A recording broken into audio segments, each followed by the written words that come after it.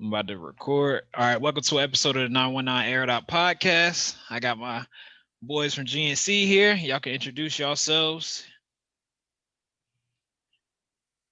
Who you starting with? It don't matter. Just somebody speak. Anybody? But shit, I'm Jamie Edwards. I was the youngest. Well, I am the youngest in this podcast. The latest and greatest. And negative. Wait, who is that? Who is that? He was Edwards. Yeah, a lot of y'all. Well, Morrow, you should remember me. I remember McIntosh, Morrow, Tua, McAdams. The only person I really don't know here is Crump. Yeah. Edward. Okay. Hey, hold on. Can y'all hear me? Yeah. Yeah. Okay. What's up, Flathead? You still in uniform? You must be somewhere. I know. He at work. Working. That boy at work. Oh I'm man. working. Staff Sergeant E6 out here.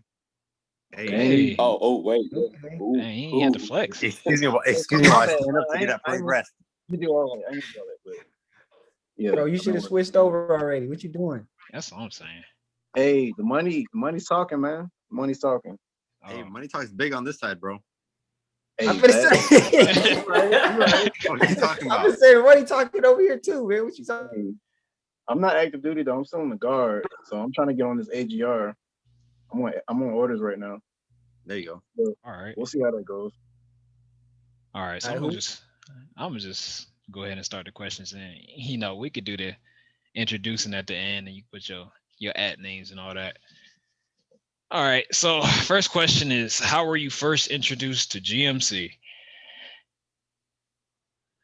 A lie. Yeah. Same here. Sounds Same. about right. Yep. Same here. It was marketed to me as the next coming of West Point. Shit. Next coming up. Yep. Hey, Yeah, it could've and been. I got there and I realized that that's a fucking joke and a lie. All right. Who's next? Because I'm gonna go last. Mine is a big story. So I'll go. My name is Shawan Crumpler Jr. So I was introduced to GMC by my mother. And it was after I was, getting a couple scholarships for like athletic stuff, like track and whatever. And she was retired military, big on longevity and all that other good shit, right? And so she was like, son, if you do this, you can go get your commission 2 years, go to your next follow-on school, and do track after that if you want to. And so it's kind of more so her pushing me towards that, expedited commission while also still doing what I want to do later on. So All right.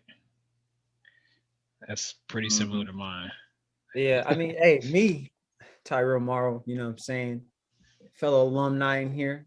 So my dad worked at the school. So he was the sergeant major down there. So he brought me in, talked to Colonel Lopez. And he told me about that $5,000.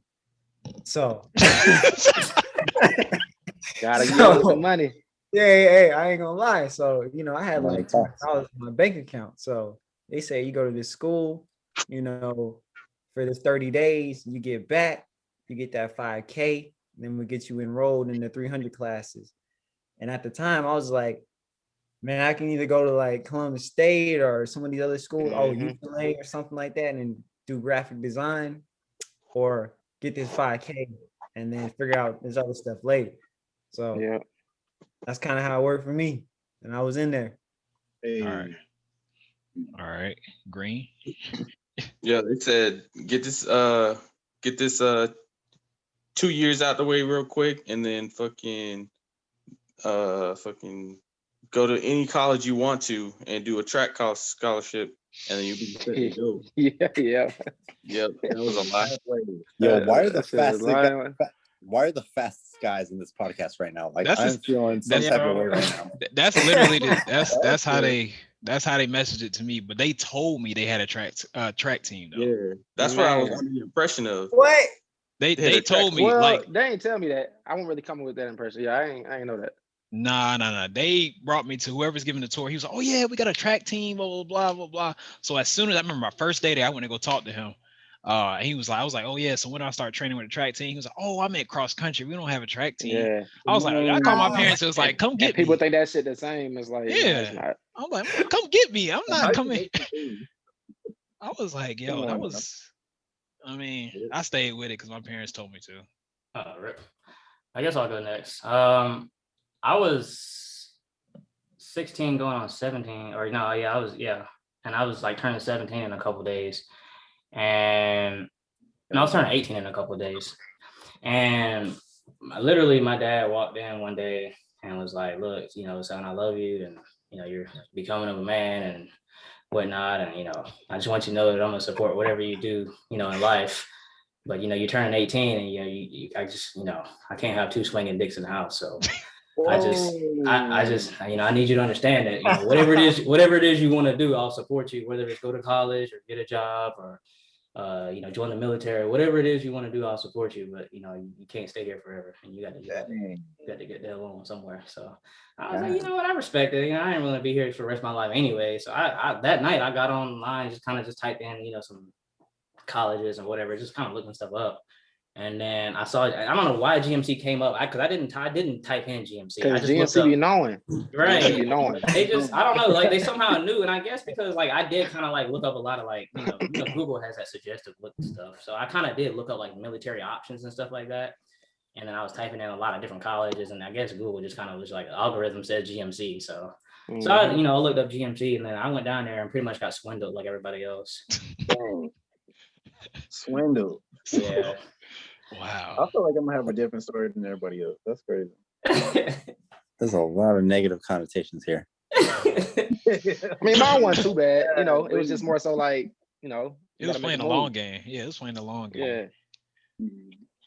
That's crazy. Mr. Bill made some promises that were never to be true. It's serious.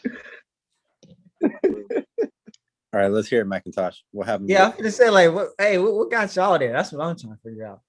Wait, who next? McIntosh. Like McIntosh. Oh, it was me. Oh, all right, cool. So Staff Sergeant Jerry McIntosh. How did I hear about GMC? My recruiter, Sergeant Givens, he was like, "Hey, you can get a full ride scholarship." That's literally all he said. He mentioned GMC, but he was like, "Hey, full ride scholarship. They pay for, living, food, all this stuff. You ain't got to worry about paying for anything. They pay for your books, everything." I'm just like, that just hooked me automatically. You know what I'm saying? Coming up, not having a lot of money, I was just like, "Hey, let's get that." That's pretty much it. And then kind of looking back, I appreciate it. You know what I mean? But I think when I was there, I didn't really appreciate it. I was constantly hey, but McIntosh, down there, like I was doing all this other stuff. But you were in the guard, right? Say again? You were in the guard at the time, right? Yeah, I'm still in the guard. So you had already been in for a minute. So like 2 years, yeah. Okay, so you had the advantage of using those pots of monies that are allocated to those people that already been in, TA and all that nonsense, right? I didn't use TA. A lot of the ECP folks use TA. Yeah, you couldn't double dip if you was already service member. Yeah, you can. Really? What's that lady name in the finance office in the barracks? He was like, Jesus Christ! All right, I'm already knowing. I already know exactly what you're talking about. Man, it's about 2 loans fucking with her I should have never got. Same. She's like, yeah, like just get these, it's only 5,000. I was like, let me get 2 of them. Let me get 2 of them. My young dumbass. Yeah, that's all I got. Yeah. All right, McAdams, on you, and then we're gonna move on. All right. Karan McAdams, former soldier, now a sailor. So now I go by petty officer, 2nd class. True. Thank you for your service. Let's get it. Thank you. Now the beard doesn't represent it, but since COVID happened, we doing things virtually. So I was able to. Hey. Wait, what? Yeah. What? That's how they do it over there? That's crazy. Hey, I just follow the rules. That's how they're doing it everywhere. So, but how I got introduced to GMC, this was actually a little bit after I came back from basic training in AIT. And I came back during the summertime, and my mother had actually she actually introduced me to GMC because I think she actually knew somebody that was an alumni there like years ago. I can't remember the guy's name, but anyways, she was telling me about this scholarship thing that was going on. So I was like, bet, because truth be told, on both sides of my family, I'm the third person ever on both sides of my family to go to college and to even complete college. So I was like, oh, and it's going to be paid for? Yeah, sure. Let's run it up. So applied, got the scholarship and things like that. And, mind you, while I'm going in as a, 21, almost a 22-year-old at the time. Never been in ROTC of any kind. So, I had no, I pretty much went in there blind, because I remember the first time when I got in, we get information and somebody told me to push. And I was like, nah, you push. You know what my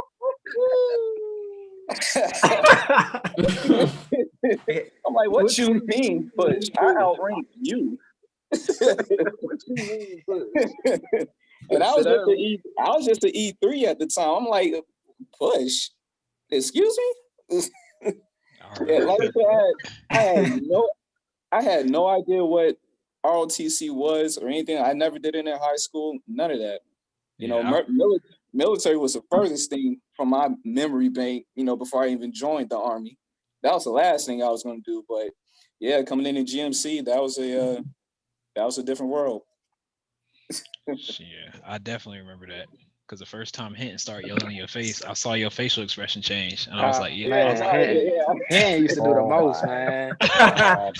She cool now, but she still even got them tendencies just to be like the most. I'm like, girl, relax. Oh yeah, I remember her yelling. I remember that was your 400 or your yeah. trainer? So she was actually she was the plebe trainer. She wasn't like my 400. I don't think. I think she got in later with the whole ECP side. Yeah, she was. She graduated later. She like because I went to LDAC with her, and it was weird. Mm-hmm. Yeah, that's crazy. All right, so I remember that. Cool. She was cool with me though. After about a couple weeks, she was cool with me. Was I anybody's 400? Was I y'all? Bro, that's crazy. I remember none of that shit. Green. Was I y'all 400? My 400. Who? Green. You was my 400. Green? Yeah. Okay. I honestly don't even remember, man. I don't remember none of that. I don't remember my rank that I had. Dang, bro. Dang. You were you deleted GMC. You were a cadet captain. Man, delete. I remember Crump. Hey man, I remember Crump just because of the fact that was one of the fastest motherfuckers I've ever seen in my life. He was a cadet captain. I appreciate that, man. Appreciate that. I was like, God damn, how do I get like this guy? I don't know about all that. No. Adams was the fast dude when I was there. I don't know if y'all know Adams, short light skinned dude. Yeah. You remember Adams Morrow? Yeah, Adams one that took me as a 300. He was a 400. And he was like, "You think you fast?" And so run with me. And then every time we ran, he's like, "If you don't throw up, like you ain't run hard enough."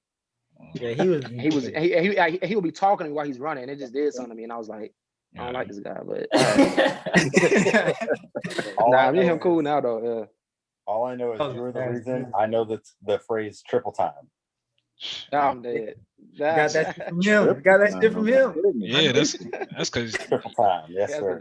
Yeah, Crump and Morrow were the ones that made me and Green run with y'all. We ain't want to run with y'all. We used to just jog the whole time. We used to be like, man, this is easy. And they was like, oh yeah, come up, Green. Green. I'm like, the A+ group. Yeah. Don't worry. We out here running. Top of breakfast. Let's get it. That's what I'm saying. That was the goal. Get done and get the break back for everybody. Just eat. That's true. All right. Mm-hmm. Next question. Did y'all meet y'all expectations? And I mean that in the sense of when you got there, did you have an expectation of, okay, this is not as bad as I thought it was going to be? Or when you get there, it's like, Yo, I'll go. what is this? I'll go. So I can say that I didn't really have an expectation of, as far as going there. I was kind of open to, that like the end goal was get my commission, get my associates. The experience through that, you know what I'm saying? Like whatever happened, on the way to that goal was whatever, you know what I'm saying? But I mean, I wasn't really expecting to I guess have rank as a 400 and train other people to do what I just did, or have rank on the cadet side and train people to do what I just did type thing. It kind of was like a learning experience, like as I went, and I kind of just adapted to the environment, you know what I'm saying, like as I was there. So I won't say like I really expected anything, but I kind of just adapted as time went on through the 2 years and made the best of it, I guess. All right. What's up? Anybody else? What's up? Shoot, I'm like Crump, man. I didn't really have no expectation going into it. Like I said, it kind of drew me in was that initial money, and I didn't really have a set plan. Leaving out of high school, I just knew I didn't want to be in that same city in Columbus, whatever. So I was like, yeah, I got to get out of here. I got to do something. So when I went to GMC, basically they dropped me off, and I was in there. I drug all my stuff to my room, and I didn't know what the fuck it was. I was just like, hey, let's just go. So I didn't really have no expectation. But when I left there and I went to a regular college, I was like, damn, this shit is like night and day. You know what I'm saying? so different, man. So different. Gosh, None of that. It was just like you can have your girl over, everything. I was like, damn, this is what real college is. I'll tell you, that might be a better question than leaving GMC. But did y'all have to do the whole ROTC side when y'all transfer schools? Yeah. I didn't. They No, I hit me did. up for like the first PT test after I maxed it. They was like, "Hey, we'll call you when it's time to like find out your next duty station type shit." Like, no, I did not do that shit. nothing. I ain't do nothing. Yeah, I was out in the I love field that. and shit doing grading 300s and shit. They had me out there with them cadets and shit. Oh, no, I ain't do none of that. I ain't do none of that. I was gonna say, I guess I got fucked too, because they definitely had me out there doing all kind of shit with ROTC, and I was like, bro, I just spent 2 years in hell, bro. I need a break. I came to regular college. I'm trying to go see girls. I'm trying to go out and party. I'm trying to chill. No, I had the same experience as Crump. I just did my PT test, maxed it, and they was like, "We'll call you if you need anything." He's like, "You can ask us anything." I mean, don't get me wrong. I maxed my PT test too, and it was like, all right, so we'll be calling you tomorrow. I was like, oh, all right, well, I guess I'm coming. Exactly. Only time I called. It was funny when cadets found out that I was an officer on campus. Yes. Like, that shit was funny. It was just an awkward thing. Like, oh, hey, sir, like you're like, I'm like, whoa, bro, I'm going to class. Relax. Relax, please. Exactly. I had somebody call me sir. Don't ever call me that. Call me sir in class. He's like, sir, what, are you gonna go to the game? I was like, yo, I got a name. Chill. All right. Well, we're classmates. Relax. They salute you in class. That's crazy. Nah, I ain't had none of that. Wild. Only time I call ROTC is to get tickets to go on the field. That was it. Hey, I called. They had it every week, as long as it's a home game. I was trying to get on TV. This man trying to be a superstar. I was. But nah, anybody else? Yeah, similar to the first three. I didn't have any expectations coming into GMC. I was just happy to go to school on a free ride, I wasn't really expecting anything. I definitely wasn't expecting a 12-year-old to tell me to push. That was the last thing. Not 12. You had to say that. Nah, I'm just kidding. But still, because like I said, I've had no prior ROTC experience. I'm fresh off of basic and AIT. So I'm thinking, I'm gonna be pretty high speed coming in here, and that was the opposite. But big opposite. But as far as like leaving GMC, I just got my associates and I was pretty much done with college. So 2 years, 2013, 2014. Yeah, so right around between 2013 and 2014, I was actually getting ready for deployment. So deployed, did my little 8 months and came back. But yeah, I didn't continue school. You know, I was pretty much working and doing other trades, and I was actually getting ready to go for active duty, but that plan kind of fell through. So, but yeah, like I guess post GMC, I was trying my best to forget everything about that. Dang. Yeah, man. But now that I'm seeing everybody here, it's all coming back. Yeah, that's crazy. Yeah. I'm not gonna lie to It's all you. good though. I'm glad to see y'all though. Like real Oh, yeah. talk. Yeah, it's good to see y'all boys, man. That's crazy. Word. So All right. I'm gonna answer that question in a little bit different of a manner because I did have some expectations coming into GMC. And so my frame of reference going into that, I mean, I went right out of high school, and the only real, I mean, like everyone in my family has served basically, but the real officership that I was taught prior to getting involved with this program was from was from a former infantry officer that he served in Vietnam as a lieutenant, and that's kind of where his career started and progressed from there. So you can kind of have a gist of what this man experienced and went through. And I recall stories about him telling me, like, when he was ready to give up on his career, he found out that the battalion had a hit on the battalion commander's head in theater, and so that's where he got his motivation back, because he wasn't a piece of shit because his boss was telling him that. No, his boss was a piece of shit and his troops were following him. So that was kind of like that's where I started out. What I was expecting, kind of like I was expecting this level of like an introduction to leadership. Like, this is how you're going to take care of troops. This is how you're going to learn, like, care for soldiers and lead them, and go through all these fucked up situations. And I got there, and it was a mix of, let me teach you the things you need to know to be successful in these events that you're going to be graded upon. Like LDAC, there are certain individuals that taught me, like, hey, these are the tips and tricks that you need to know.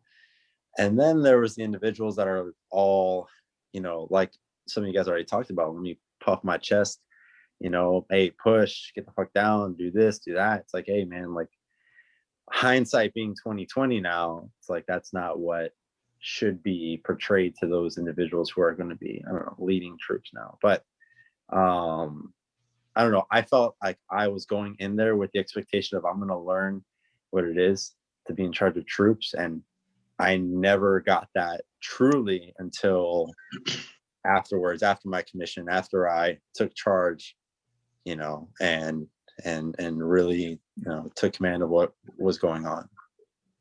Okay. McAdams, I see the daughter. Yeah. Good fatherhood going on. Yes, sir. So Appreciate you. Me. I guess I'll go next. Yeah. Kind of like too. I also had a little bit different, but I also had a little bit of a expectation because I had family members as well who served, but they were all from the enlisted side, so I didn't really have like the officer side to kind of like know about. Like, my uncle was in the 82nd, my cousin was in the 82nd, my other relatives were in the Big Red One, but they're all NCOs, so I didn't really know what it was like to be an officer. And my dad, I think, I started in 2013 and he had just got back from Afghanistan. He did 3 years in Afghanistan. So I knew about, at least the modern, I guess, times in war and stuff like that from my dad. So I didn't really know what to expect. I mean, I knew I wasn't going to be in war and whatnot at GMC, but I knew what to kind of, expect military wise, but not officer wise.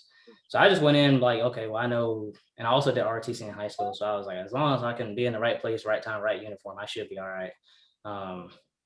Which the reality of it is that wasn't always good enough, I guess, for GMC's sake. For military sake, it's good enough, but for GMC's sake, you can still get kind of messed over if you're, in the wrong place at the wrong time. But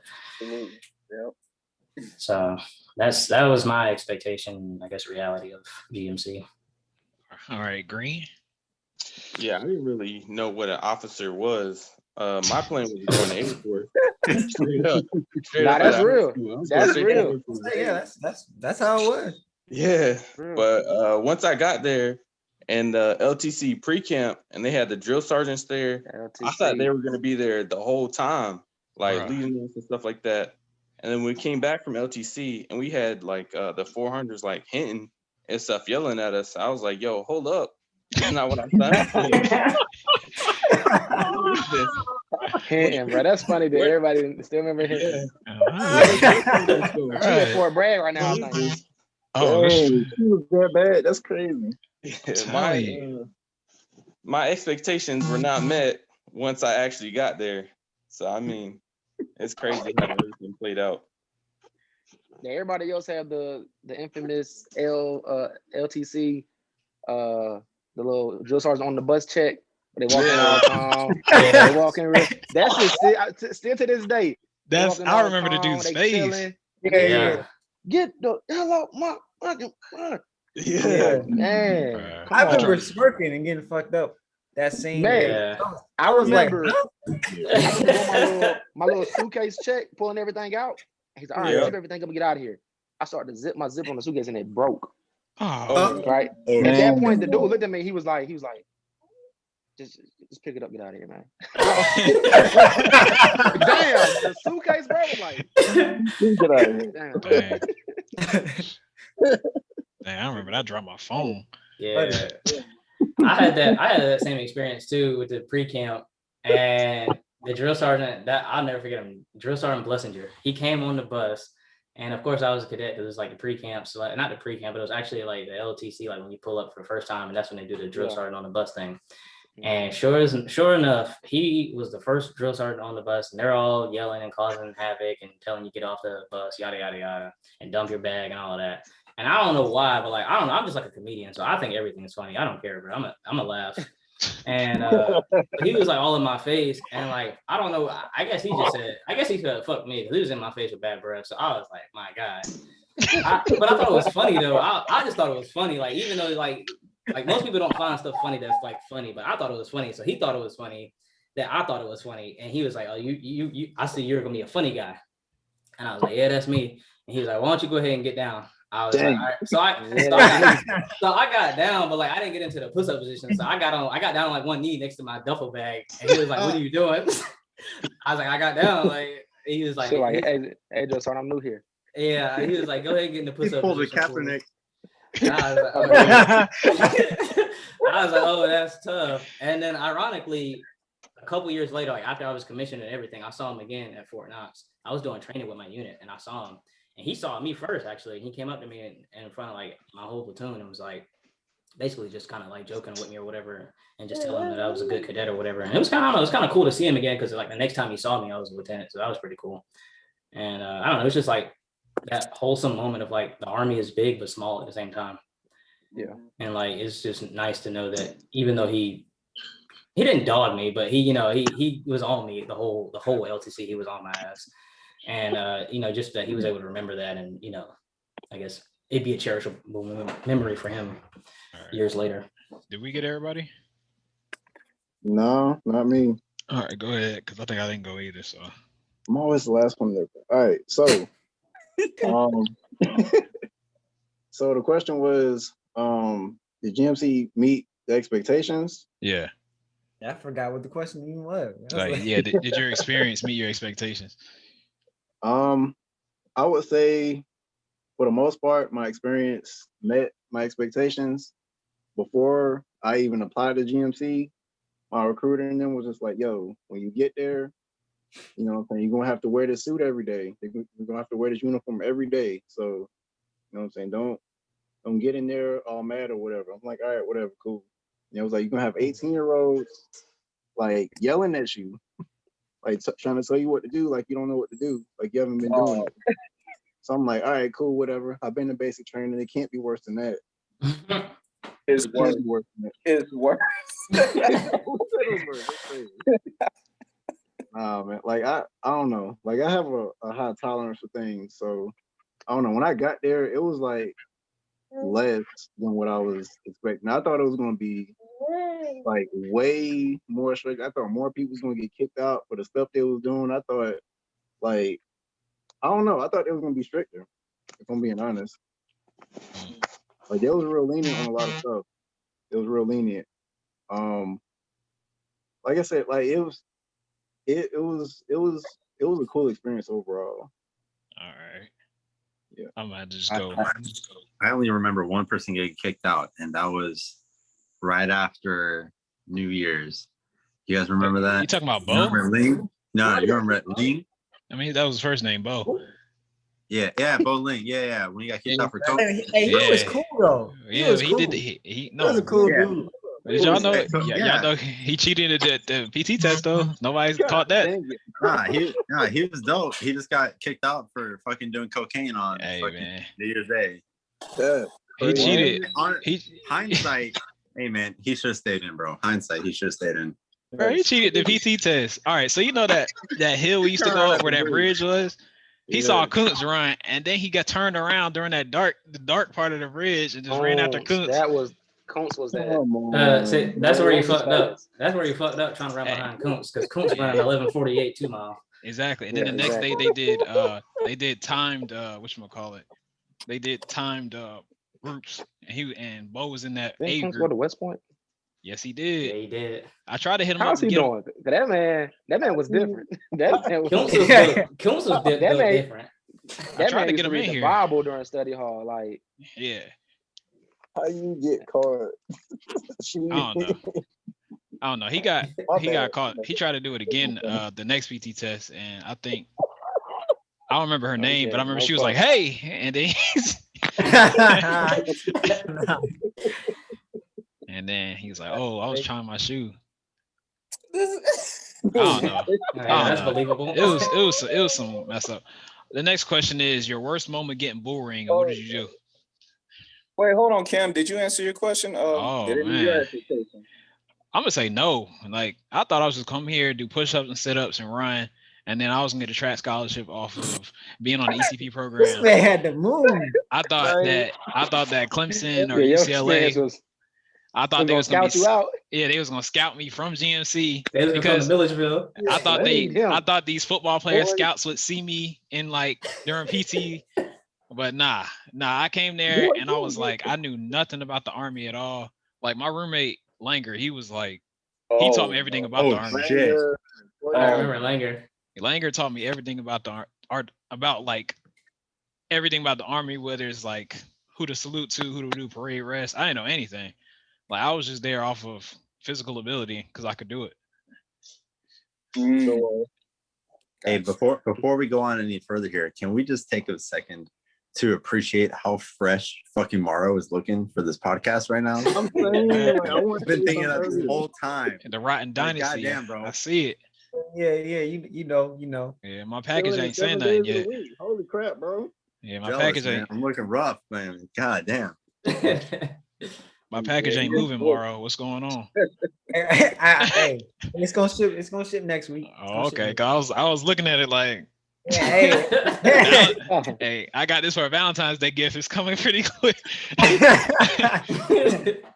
All right. I think we're good. The worst moment getting bull ring, and what did you do? Well, I only had bull ring one time, and it wasn't even like. And so because I only had it one time, and I knew Cooper Brown pretty well, it was kind of one of those things. It was like, how many hours you got? And I was like, I think I like 1 or something. He was like, all right, just pick the sandbag up, do this, do that, and get up out of here. All right. Must be. That's crazy.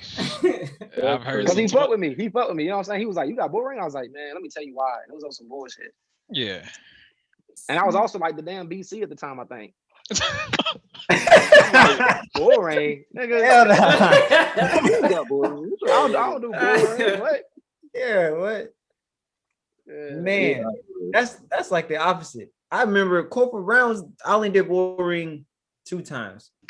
One with first sergeant Larry Swint or whatever, and then one with Corporal Brown. Larry Swint. Yeah, recognized. Corporal Brown one. Mechanized. Corporal Brown. So I still remember it because I had to throw away my whole shit, the sweater and everything. He came in my room on Thursday. You were a part of that group. Oh shit. Yeah. He came in my room on a Thursday. Room clean as hell though. Nothing wrong with the room. I had a carpet though. He looked at my carpet. He was like, "Oh, nice carpet." He stomped on it with his dirty ass boots. He said, "I was like, what?" Oh, nah, we would have to fight. We would have to fight. He gave me 2 hours for that. 2 hours? He gave me 2 hours of boring for that. Bro, really tried to run that. He tried to run in that shit and like has some type of power. It's really crazy. Like, he really like used to get he used to get on dudes for like the simplest stuff. If he didn't like you, I'll find a reason to get you boring and make you like have to be there. Hell yeah. So I couldn't work it off during the week because it was the next day. It was like, boom, bullring start. So we went out there. I was like, all right, whatever. So I wore a clean ass, GMC sweater with the with the sweatpants. Yeah. Not clean. We went to the beach. Clean. Right. He put out that water hose. And had this shit all like a water slide. He was like, all right, just start crawling. I was like, just start crawling. That sounds like him. I can take my shit off. He was like, take your shit off. Like, no. He said, with all your shit on, go crawl through there. So I'm crawling through that thing, mud all over me, mud all over my damn real heavy sweater. We said, all right, now freaking the little pit thing, whatever that shit was called. We was rolling up and down that motherfucker. It was bad. Sounds exfoliating. Oh man. Ruined. My whole shit was just brown. It was just brown. Did that shit for like an hour and a half. He was like, all right, that's good. So I went back. I said, shit, I just threw it in the trash. And just walked in and I was like, I ain't oh man. Who's my next? Man walked out there cozy. Yeah. Because I thought we was gonna be strapped. I was gonna run around the building or something, Nah. He said we going to the beach. I guess I'll go next. I was telling Cameron about this already, but I got slapped with 12 hours. Yeah. Well. Yeah. Well. Yeah. So the crazy part about it was I wasn't even. Yeah, 12 hours, and I wasn't even there. Slapped for 12. No. Oh no. So That's what to talk about. No, I got hit for 12 hours of boring. Okay. And the crazy part about it was I wasn't even on campus to get the bullring. I literally went to Colonel Clayton and was like, I wasn't even here. How did I get this bullring? I'm trying to appeal this. And he was like, well, you can't appeal it. It's been too long. I was like, bro, I wasn't here for Friday, Saturday, Sunday, Monday. You know what I mean? And the Monday was already pre-excused because I already cleared it with Col Beer. And he was like, well, basically he told me that sounded like a you problem, not a me problem. And so I was like, well, that's crazy. That's tough. And there was like this weird phase or weird era where they was not letting you use like the merits and trying to work off bullring throughout the week no more. It all had to be done on the weekend. And lo and behold, I had no bullring ever. And the first time I get hit with the most. And I was like, bruh. And then I get first sergeant Swint. So I was like, well, I might as well just go ahead and just take my L. So he doing 12 hours. He doing 12 hours consecutive. He don't do no hours. He don't, 12 first sergeant Swint doesn't do breaks and cut you breaks and slack. If you got 12 hours, dog, you doing all 12 hours. Like 12. I'll never forget. He walked out there and literally it was like, all right, I'm not starting bullring till noon. And everybody was like, what? Like, usually it starts, like 8, maybe 9. Everybody was like, what? Noon. And then everybody kind of figured, all right, well, if it's starting at noon, we'll be done around 6, maybe 8 o'clock. And he was like, and everybody was like, oh, okay. And then he kind of just looked around. He had his clipboard. He looked at everybody in formation, was like, oh, and I'm not stopping till midnight. I was like, oh, negative. I was like, well, there go my whole day. I'm done. I'm done for today and tomorrow. So I went out there and all we did was we marched around the soccer field for 12 hours. I'm talking about, you can literally probably still see. Yes, bro. You can see the footprints around the soccer field still to this day, probably. Well, all he did was say left for 12 hours. He didn't even give us an occasional right. He just said left for 12 hours. And we just marched to left. Nah. That's funny. It was crazy. It was terrible. No cadences either. Like no cadence, dog. Oh, it was just crazy. left. And then it got to the point where he got tired of saying left, so he would only say left like every other fifth step instead of. So like eventually, you just walking. Yeah, we just. It got to the point where we were just aimlessly walking because about hour 8 to 9, he didn't even say left no more. He just like y'all go out there and march around that soccer field, and then we would just walk. You ain't get no breaks like to eat or nothing. Right. First, I don't know about no break. Damn. Sit there and tell you to your face, you're gonna die for this shit, dog. That's safety. You want to wear this uniform? You're gonna die for this shit. Exactly. Right. That's just how First Sergeant Swin is, though. He's like, you're gonna die for this shit, dog. I died for it. Hey. And you came back. Yeah. Hey, you made it. Gosh, man. Mules. 12 hours. You a survivor. Go ahead, too. I'm ready to hear yours. Yo, chill out. Hey, he must got a good one. He must got a good one. Y'all need to chill out. Nah, I know you gotta go because we already talked about it. Y'all need to chill out. All right. Damn. Uh-oh. So I'm gonna name drop for my worst boring moment because I almost got kicked out of the goddamn school for this shit. So I honestly, I'm not even gonna lie to you. It's so minuscule now in my life. I don't even remember the reason why we were doing this. I don't remember the bullshit that was associated with the feelings that we were feeling at the time that made us do this. Okay, so whatever. So so it was myself. If you guys remember, Joey Mattioni. Oh yeah. That sound familiar. Yeah.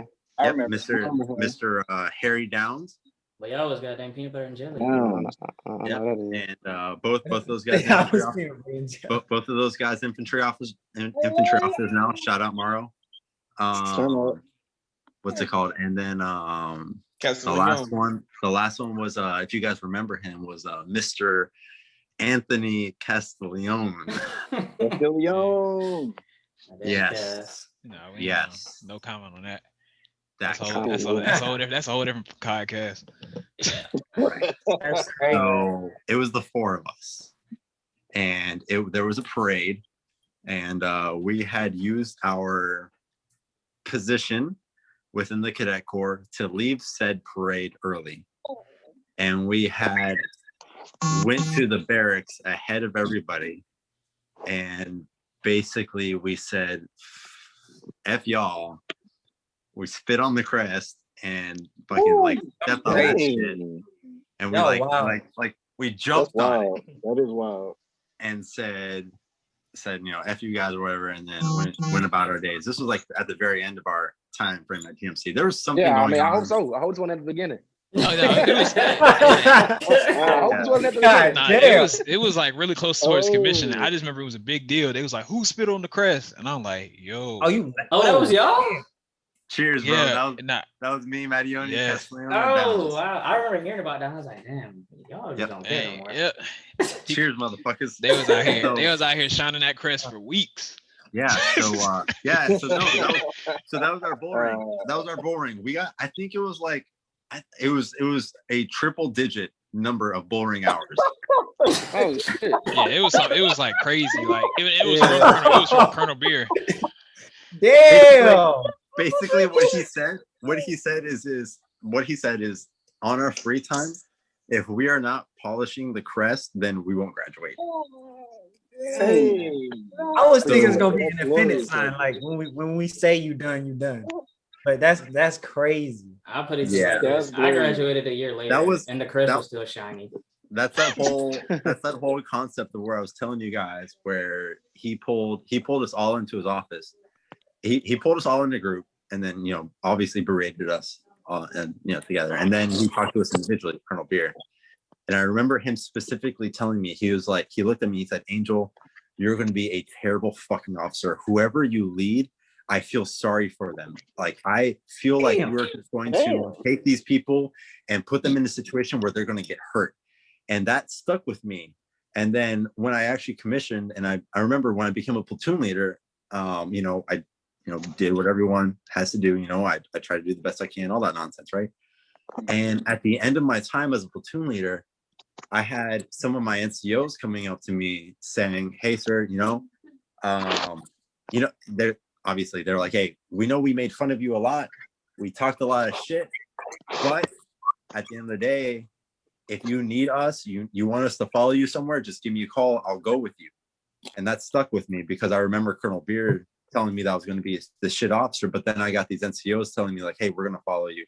So that's where I was like, "Hey, this whole bullring moment, fuck those guys. They don't know what they're talking about.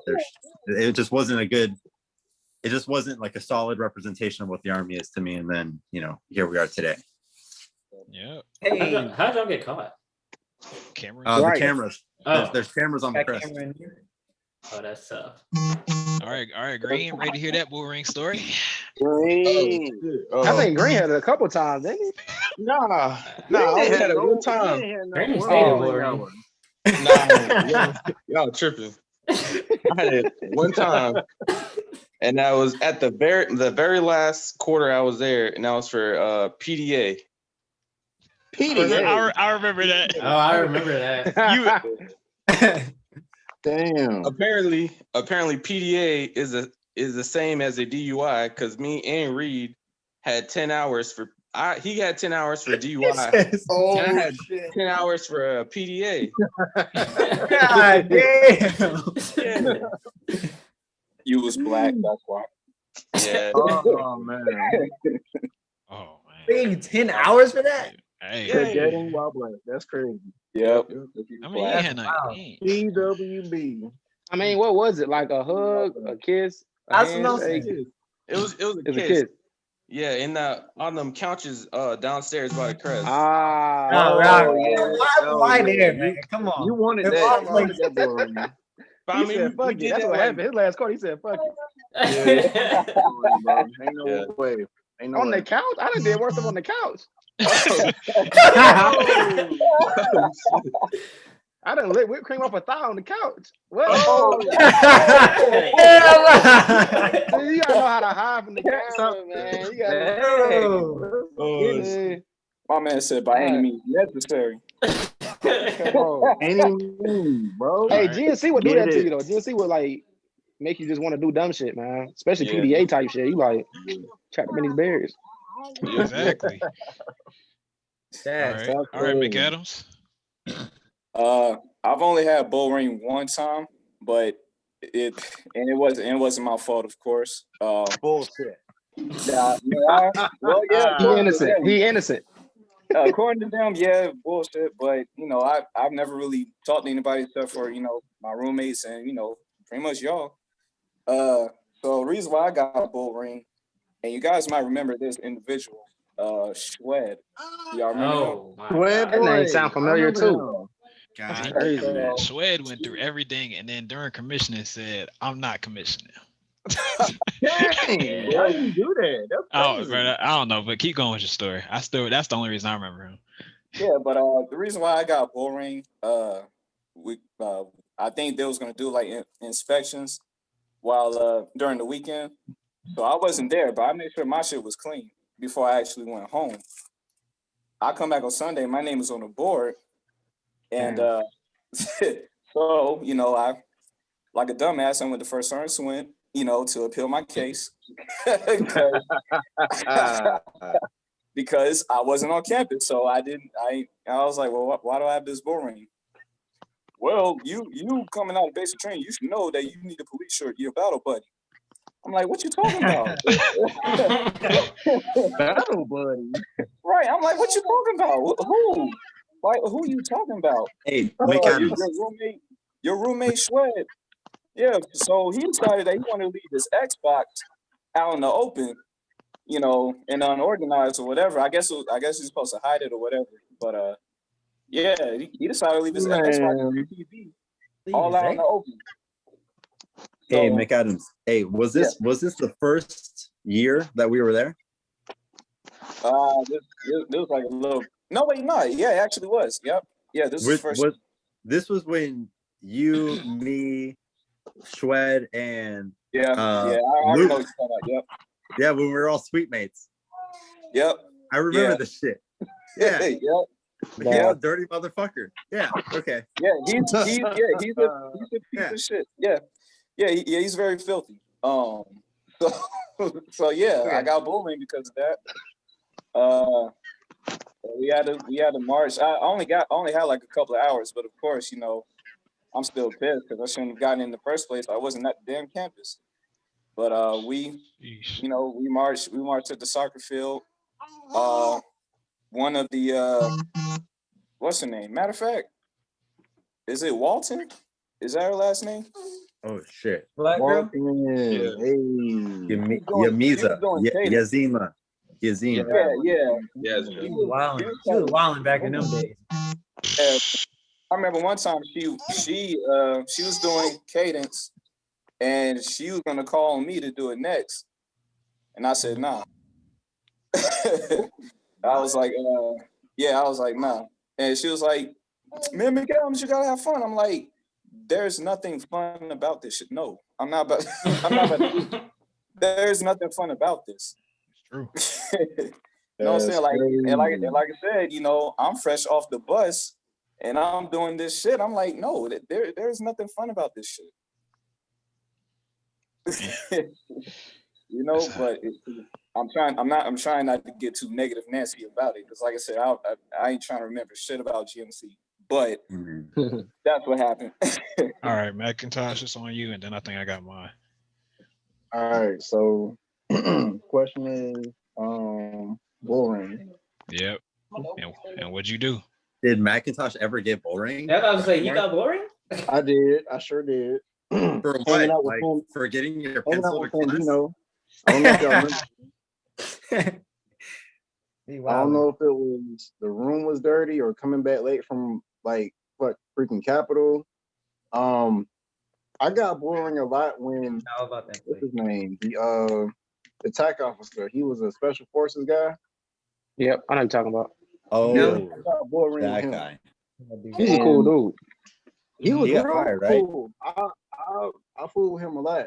But Fandino freaking got us in trouble. I don't know how. And we had to low crawl across the soccer field. Oh man. You had to rope crawl? Low crawl. Oh, low crawl. Oh, that's different. Fandino, I'm about to freaking kill you, bro. I'm about to kill you. I don't know what we did. But that's what happened. And then I got bullring a lot because of what's his name? The new tech officer that was there, the old guy.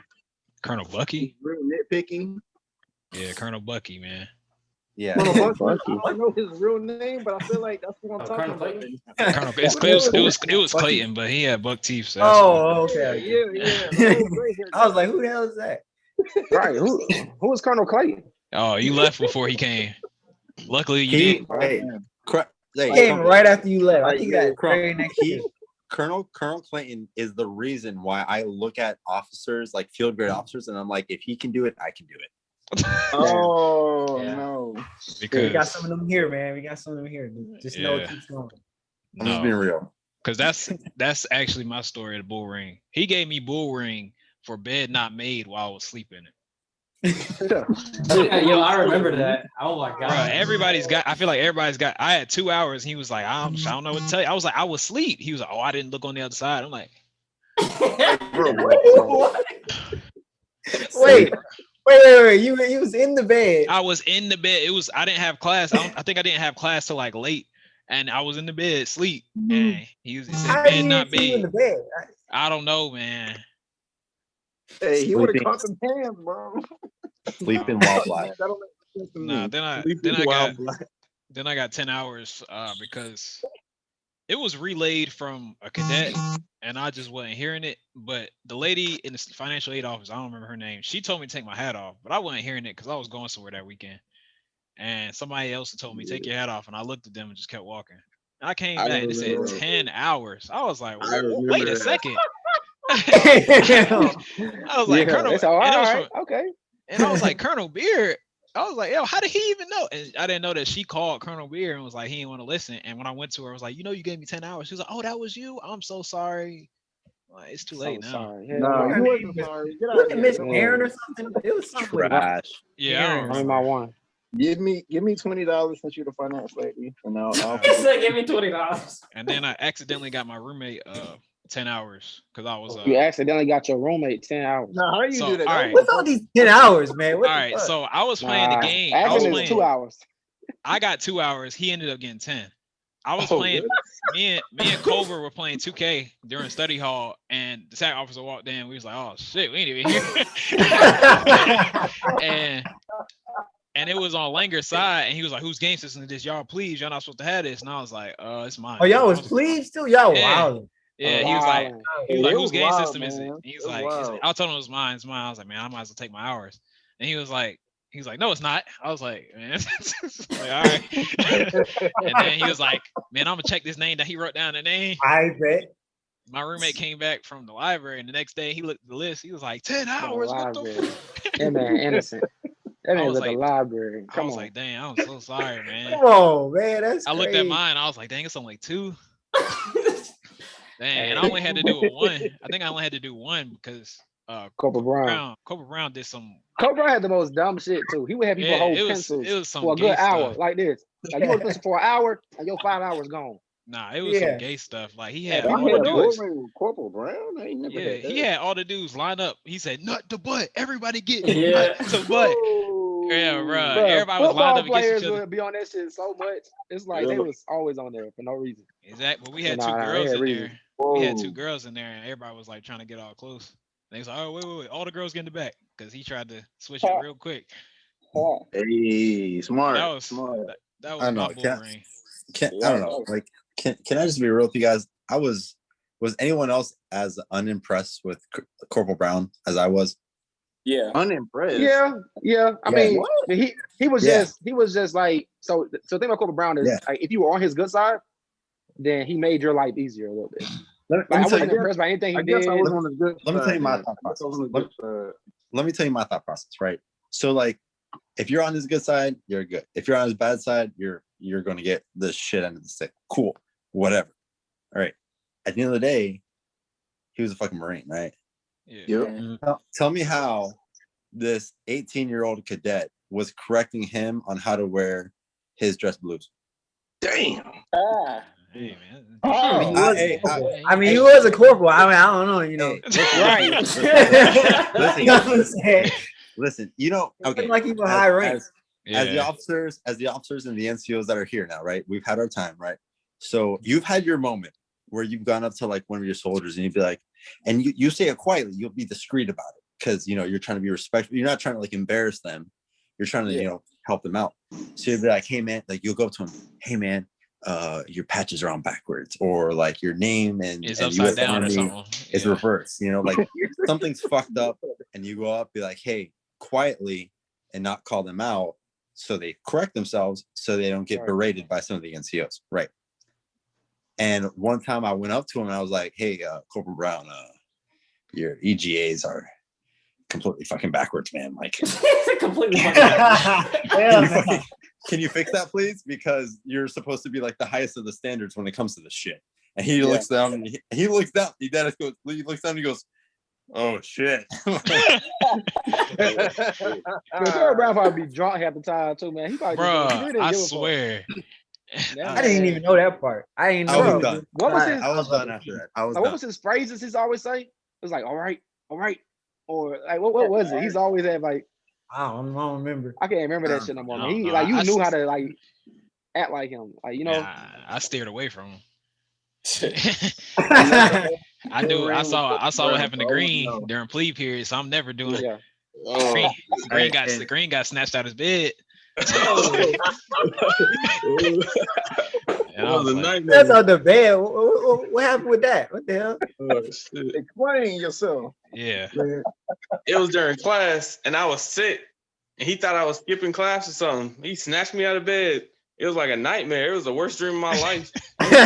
He snatched you out like. He Yeah. grabbed me by That's my- what I'm saying. If I remember correctly, ain't He you put like his hands 6'2"? on you? Yeah. Right. Hey, He's like, ain't you supposed to be in class or some shit? I was like, I'm sick. Now look at you. Now we both sick. Look at you.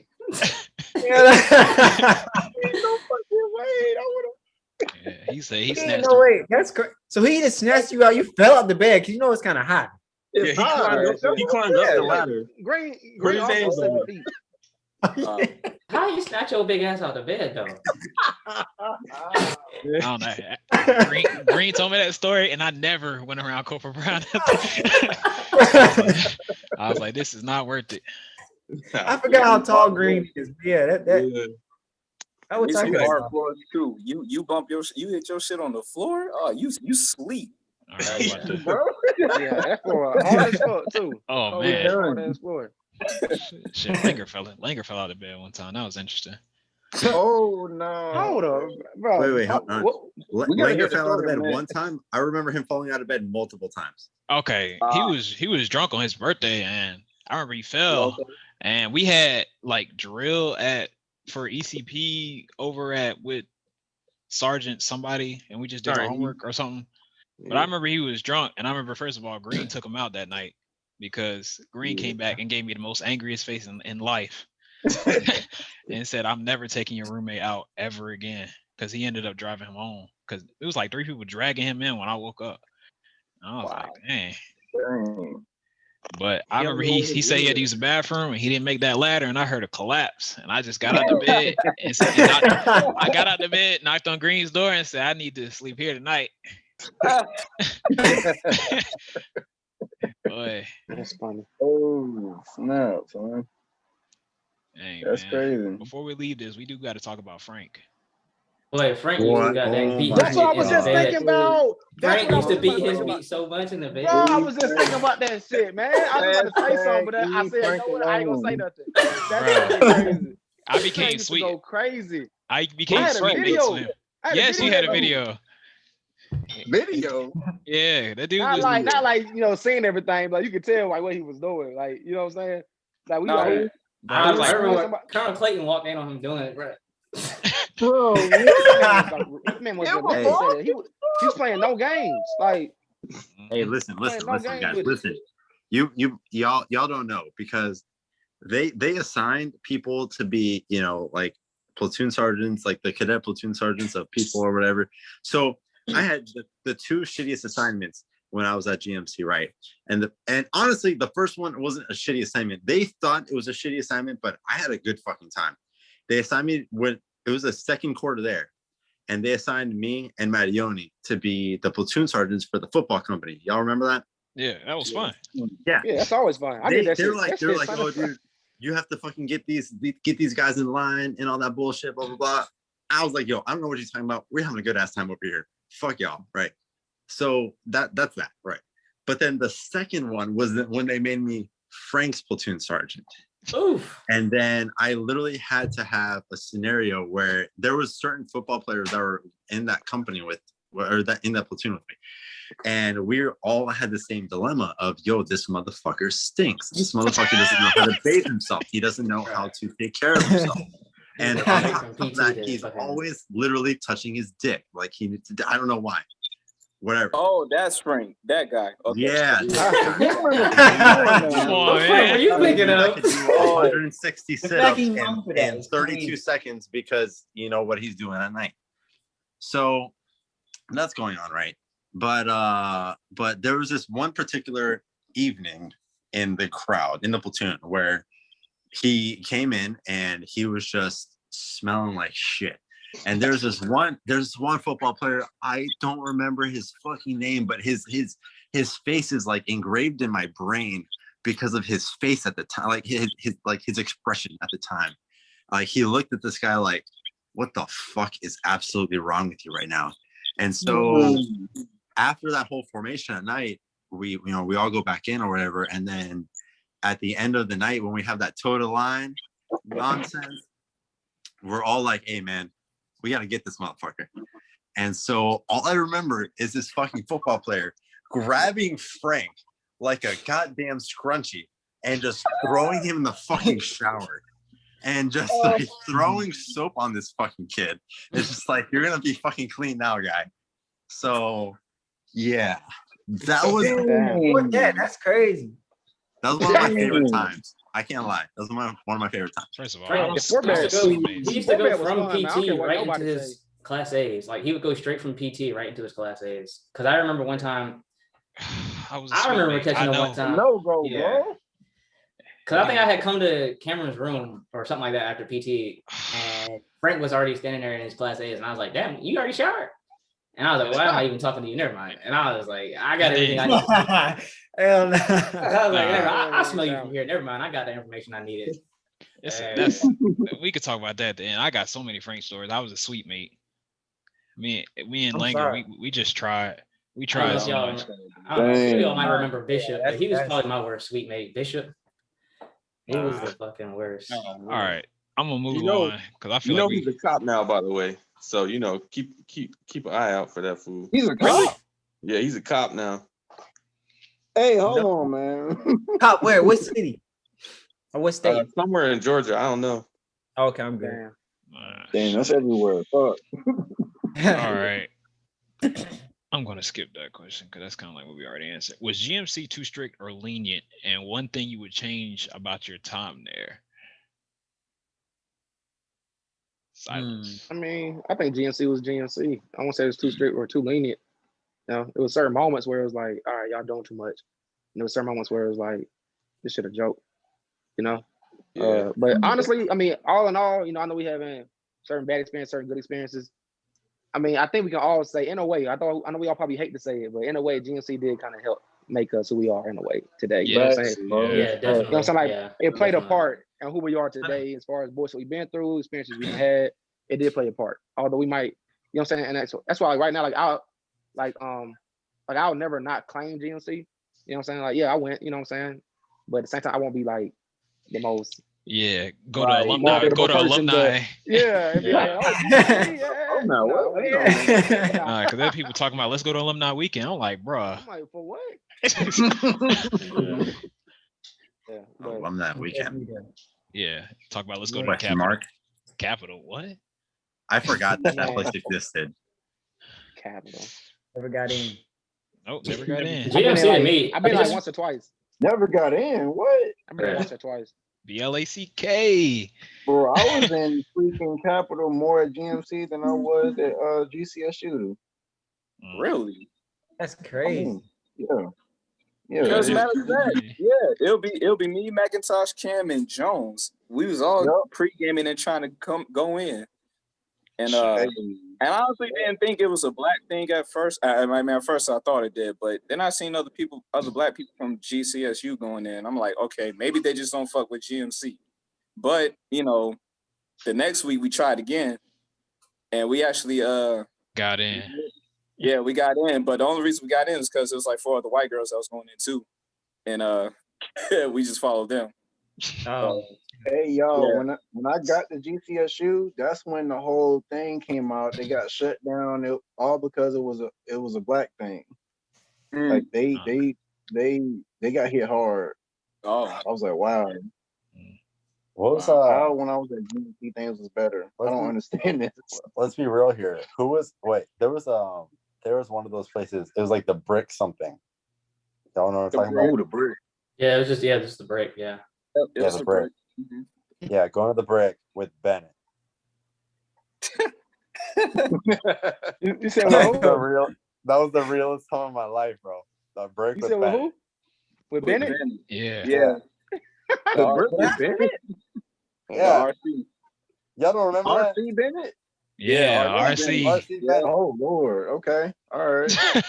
Why you saying that? Who? I was still a plebe. I went out with Boza that night. Okay. And we went to the Brick afterwards, and I saw Bennett there, and I was just like, what the actual fuck is going on? It's funny how like some people. I think it's funny how some people view Bennett, because me and her was cool, and it was like it's funny how some people like viewed her as like, I don't know. It's just. I thought she was awesome. I thought she was fucking awesome. Hey, she is awesome. Yeah, that's what I'm saying. Like some people view her that was like untouchable, and I was just like, it's Bennett. Just like a celebrity. Yeah. Do you still keep in touch with her, Crump? Yeah. Dope. Yeah. No, boy, that's crazy. At GMC, was right. I remember I talked to her when I picked up first lieutenant, but that was it. Crazy. Bennett. I remember one That is day, crazy. but she straight bro the fuck out my ass one night, bro. I was on some drunk shit.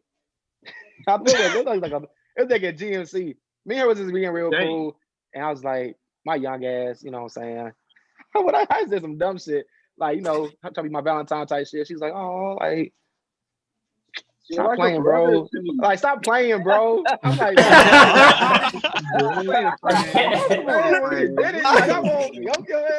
I didn't even put up half court. Bro, was not playing, bro. That was not You're playing. like a brother to me. Oh man, that's it. What's funny is, bro, me and her both had, I think it's called CTLT in Hawaii together. Oh, okay. Oh Yeah, shit! shit was Wow. CTO. Oh bro. shit! I never felt like more like a bro than in that time period, bro. Oh, Like I man. seen her like in t-shirt Hawaii. and drawers, like, and she was like broing me. I'm just Bro, like, yo, you got- man, you- like, bro. you got- Oh, that's some You got bull. friend zone like a motherfucker. Dang, man. Oh That's some bull. Dang. So Dang. she LeBron blocked you. Like that was man. I'm over here thinking, I'm like, oh, she think I'm gay? Like, what's going on? Yeah.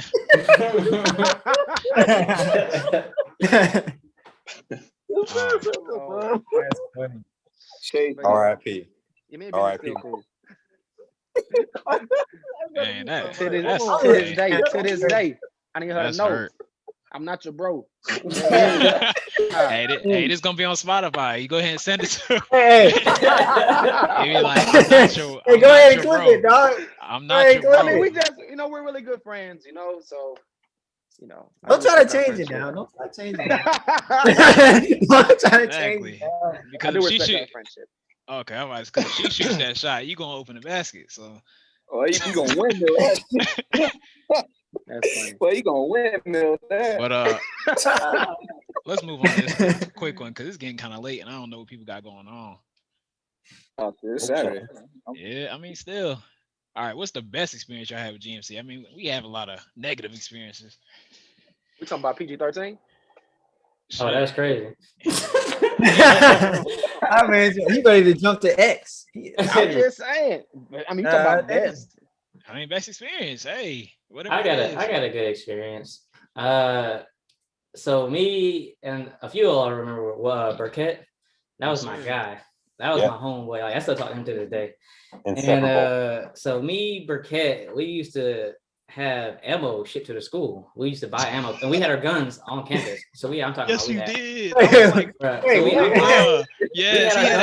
we had our gun, like we had guns in the barracks in our closet, like in our locker. What kind of white people shit is this? I'm talking about 1911s, Berettas, AKs, M4s. Yeah, when he showed me the AK, I was like, bro, put that back. Put that back. No, I was like, I'm not lying to you. Like, but like we didn't like, but me and Burkett are just gun enthusiasts. Like, if y'all know Madionian Downs, you'll understand how much they love guns. For y'all who don't really know me, you'll understand how much they love guns. Me and Burkett were like Madionian Downs when it comes to guns.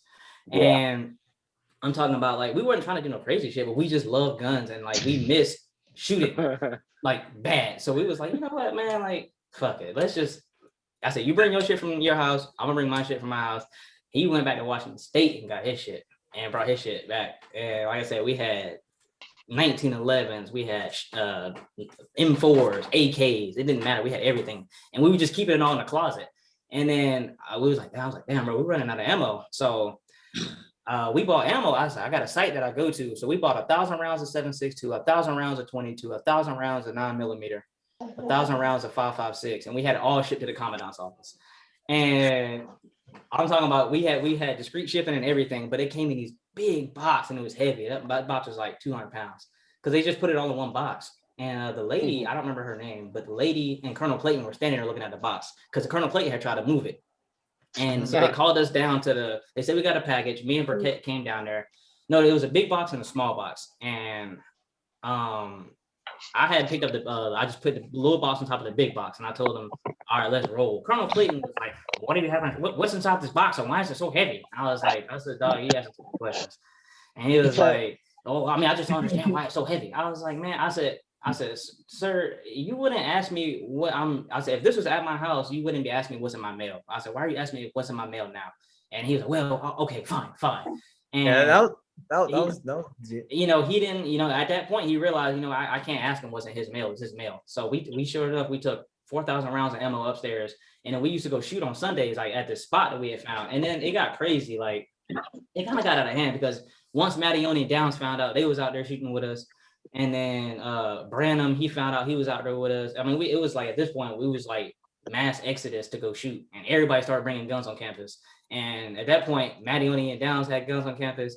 Everybody started bringing guns on campus, and I was like, damn. I told Burkett, I was like, look, dog, this is getting out of hand, and we probably need to get out of here while we still can. If everybody else get caught with guns, that's fine. I don't care, but I'm not about to get caught with all my shit on campus. And sure enough, nobody got caught, but they did know that we were shooting because I don't know, somebody talked and it got out of hand, and somebody, you know, the wrong people found out. And sure enough, to this day, if you go, you'll see it's a sign on campus, all around campus. It says no guns on campus, and that was because of me and Burkett. So there was no sign beforehand. I'm thinking there was about no sign fact. beforehand. I remember watching them put the sign up, and it was right outside the barracks. It says no firearms on campus, and that was because of me and Burkett. Dang. What kind of Parkland shooting shit is this? Yeah, and I also ran an underground fight club. That was pretty cool too. Wait, what? What? Yeah. You ain't gonna just casually put that out there. All right, this man different. I was talking about we was knocking holes in the wall, damaging shit. It was crazy. Oh yeah, y'all used to go in people's rooms and close Yeah, the we used door. to go in like different rooms. So I was running an underground fight club. That was pretty tight. Because I remember walking in one and saying, "What is going on here?" Yeah, bro. I'm talking about like for money, beef. like Nah, just like beef. Like if you had beef with somebody, and I don't know how, because we never got caught with that, which I was really proud about. Because I was like, man, we got caught with damn guns, but not this shit. I'm talking about I had a crew, I had referees, I had myself officiating, we had cleaners. So I didn't make no money off this. This is crazy. And that's the crazy part. I should have made money off of it, but there were like side bets and stuff, but like money in my pocket now. But I had cleaners, I had refs, I had officiators, I had the whole nine, because people would inevitably I'm talking about people was getting dislocated shoulders, you know what I'm saying? People was, bleeding. We had, I mean, if you ever walked into a room and it smelled insanely like bleach, there probably was a fight there last night. I want to know what kind of LOD I'm getting out of it coming out of GMC. It was crazy, man. Like I said, nope, we never got caught. And I don't know if you remember Ababio, Cameron. No. I don't know what he was on, but he used to fight lions back in Africa or something, because he was so strong. And I was like, bro, you gotta fight somebody. You too big. Yo. I know talking about the dude that was darker than midnight. Yes, bro. Oh him. My but God. He was strong as fuck, though. I was like, dog, I said, you too big not to fight, dog. You can't come here and watch but not fight. And sure as shit, he got a taste of that blood and he couldn't let it go. I was like, oh, damn. I created a monster, because I remember he grabbed somebody by the head and he shoved it into the wall, and it was a hole in the wall. And I was like, damn, there's a huge hole in the wall too. This is the secrets on GMC that I hope never gets out. One of the football players came in, they trucked somebody into the shower, and the shower head broke. I had to fix the shower head. And then I got one of the cleaners. They knew how to do drywall, so they fixed that before. Damn! Yeah, it was pretty tight, man. I was proud of myself for that. Crazy, one. Yeah, it's pretty tight. Yeah, it's pretty tight. I was proud of myself for that one. I ain't gonna care. That shit was nice. You had a good experience. Oh yeah, Mauro. Mauro, was you tight. Was you there during our whole little? Well, not our. I mean, I wasn't part of that shit. But we had a group get in trouble for like humping other niggas. Oh, I remember hearing about it. But I didn't know what the fuck that was.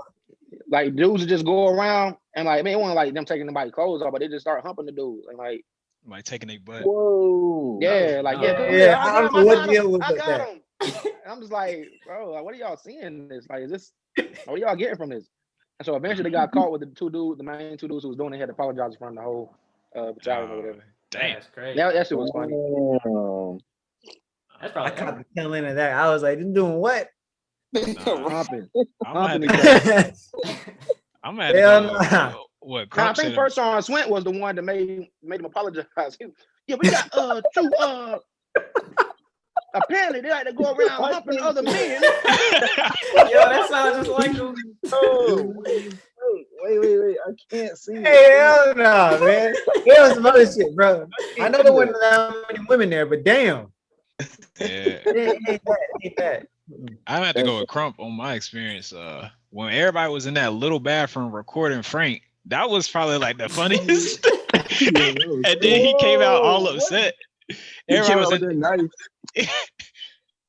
Yo, did I miss something? it was like What 20 happened? people in that bathroom looking at Frank like beating his meat like unconsciously. I'm not, bro.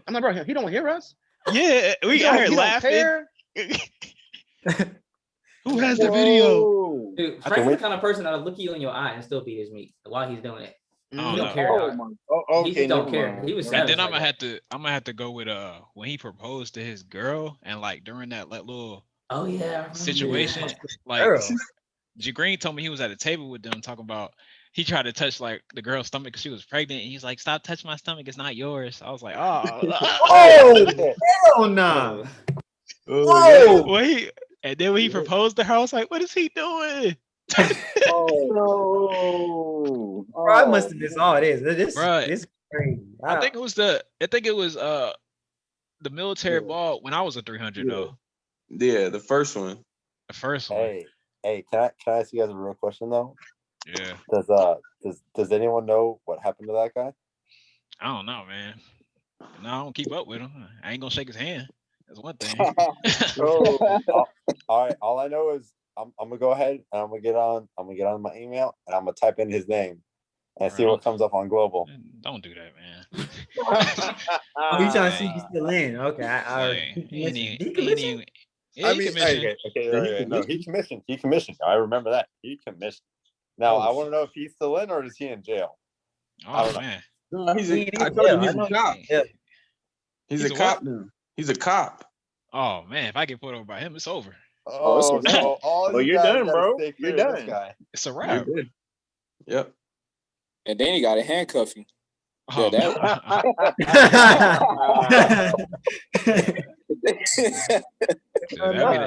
that'd be the only time I do the race. Shit. You got to chop your hand off after that. Oh, man. That'd be the This only is part time of the I do the problem. race. See? Dog, I am perplexed. I did not know all this shit was going on in GMC. Hey, Yeah. man, you had to know. Right. Frank Ah. didn't even need That's Frank. the hood hoop sessions, man. Hey, Jamie man. got a fight club. Oh yeah. And 7 years later, welcome to the chaos. right. Jamie started his whole NRA club. That's crazy. I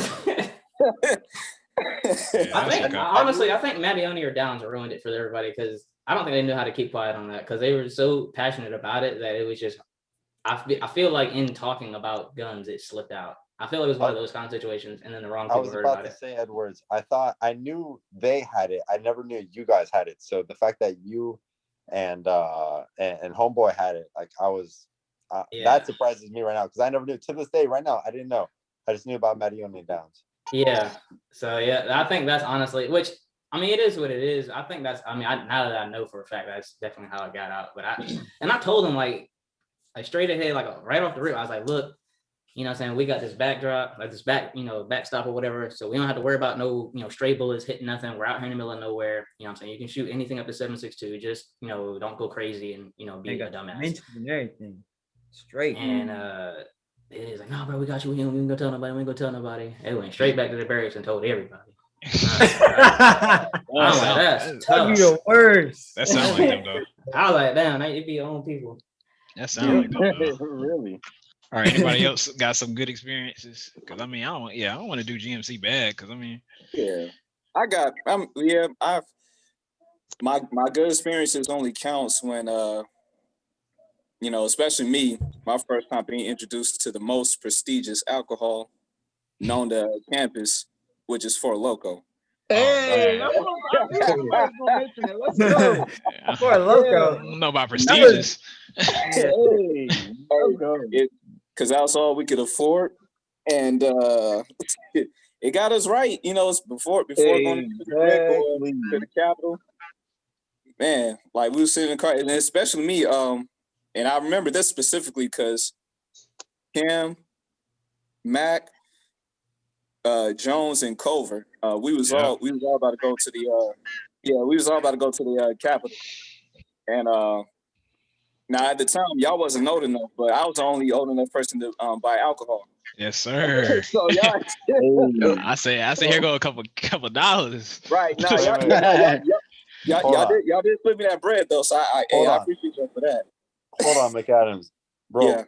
We were roommates, not even suite mates. We were roommates. Oh, That's right. And explain you yourself. never hooked me up with this. What the fuck? Explain yourself. Well, truth be told, it was Culver's idea. He wanted to go out. I didn't want to go out because at the time I still wasn't really fucking with anybody heavy, you know. So he was like, "Man, you got to come out, dog. You got to come out." I was like, "All right, bet." Now I don't think you was in the suite tour, so I really can't. Because otherwise, 7 years later, I'm in my feels. Otherwise, you would have came. I don't think you was in the suite. You was somewhere. You had to be somewhere else because otherwise, I would have told you to come out with me. No. We were just together for that first quarter. Yeah. No. We were suite mates. I'm sorry. No. You're right. We were suite mates. Because I had that white boy, the country boy, in my room. Yep. Luke. Luke something. Yeah, Luke. Yeah. Yeah, but otherwise I would have been told you come out with us. But yeah, I didn't want to come out. It was Culver and Jones. It was like, man, come on, McAdams, man, you don't go out, because I really didn't. I did not leave, my room. I was like, man, I ain't trying to associate with nobody. But man, they kind of, because like I said, ROTC, the shit is still new. I got motherfuckers telling me to push. I'm like, man, I just came off of basic. Like, it's like, really? So it was all a culture shock still. But Culver and Jones, they got me out the room. I was like, all right, man, all right. Shit, they got me out the room. What's up? Yeah, but they was like, yeah, man, we're gonna get some drinks. I was like, all right, bet. Now in my mind, I'm thinking we all the same age. So I'm like, yeah, hell yeah, man. And then it was like, yeah, but we ain't 21. Right. Yeah. We 13. We can't do it. I ain't at the age 13. What's something like that? Hey, so look, So look, I got a drinking story. Yeah. So mind you, GMC was the first time I actually had liquor. Right, bro. So it was the first time I had liquor, and a GMC crew, the crew I was with at the time, first time I got drunk. It was in Atlanta. It was with Bennett, Monisset. It was with LaGrosse. And who else? Amos? Huh? Amos? Nah. He wasn't. I don't know. I was in Atlanta with Amos, so that's what made me think of it. Yeah. But we was all inside the hotel room, right? About to go to a club, but the club was like 2 packed or something. So we went to the hotel and started drinking. So mind you, Bennett had a light before she came to GMC. A real light, right? So she was mixing drinks. Right. So she was mixing drinks. Oh, she was damn. like, yeah. So mind you, I drink now, but I ain't never been drunk. And I told them that. I was like, I ain't never been drunk before, y'all. And they was like, huh? They was like, you getting drunk tonight? So I'm like, fuck it, right? She making these drinks, bro, inside these styrofoam cups, like, the little white styrofoam cups that taste like fucking juice. So I'm knocking them back, right? Oh, Lord. But nobody else is really drinking with me. But I'm not really noticing it because I'm just like, fuck it, I'm trying to have a good time. I'm trying to just drink, right? Just dumb, right? So my God, I had about 12 of these cups. Oh God. God damn. He's thirsty. They taste that good. And I'm like, I ain't drunk yet. You know, when you don't know what drunk really is, like, I ain't drunk yet. Yeah. Mind you, I'm slowly losing my sight. So mind you, I'm thinking it's about to be a lit night because I'm getting drunk. You're done. No, they all going to sleep, right? Did so you I'm at just least up. eat? Huh? No. Did you at least eat? Oh, no. I wasn't thinking about none of that, right? First time getting drunk, I'm like, fuck it, let's go. It's probably like 2 a.m. I'm just up, sitting on the floor like this. Right, just talking. Like, I guess I'm being mad, annoying. Mona says like, "Come on, go to sleep." Oh my God, like, shut up. I'm just like, y'all, I'm drunk as fuck, y'all. Like, I'm leaning over, hitting my head on the floor as I'm sitting down. Who the fuck does that, right? So like, I get back up, man. Like, I'm throwing up at the sink, like on my knees, it's just coming out like water. Mind you, I probably don't drink white since that day. I think it was white liquor.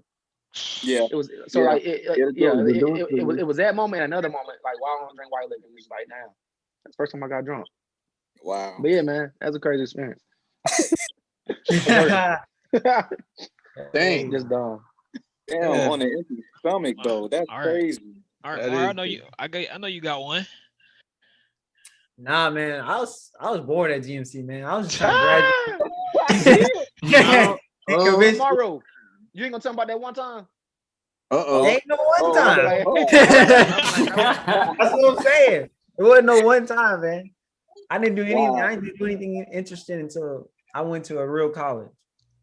Okay. I started going to the party. It's crazy. Real college. Yeah, man. That was Nah, dedicated. real college. Morehouse was different. Hey, we was trying to cope at GMC, man. Exactly. He was trying to make it to the next day. Man. Yeah, I feel you on that. Yeah. I ain't doing nothing wild like that. Anybody else got anything? Nah, I do remember Barry. We was out. The one time I went out with them. We was walking, I remember him. Yeah, we was walking to I don't know, whatever other club or spot that they had down there, and we bump into this white dude. He looks Barry dead in the face. He's like, "What'd you say, nigga?" No. And then everybody's like, "You know, Barry, he's like the whitest dude ever, man." Like, you know. So he's looking at him, and then they look at me, and then he's clearly talking to Barry, but he's just gone. Like, he's gone. He's like, wait. So he had a drink in his hand. He tried to throw it. The shit spill all over him. He said, "What? You spit on me?" This dude spit. It hit Barry's shirt.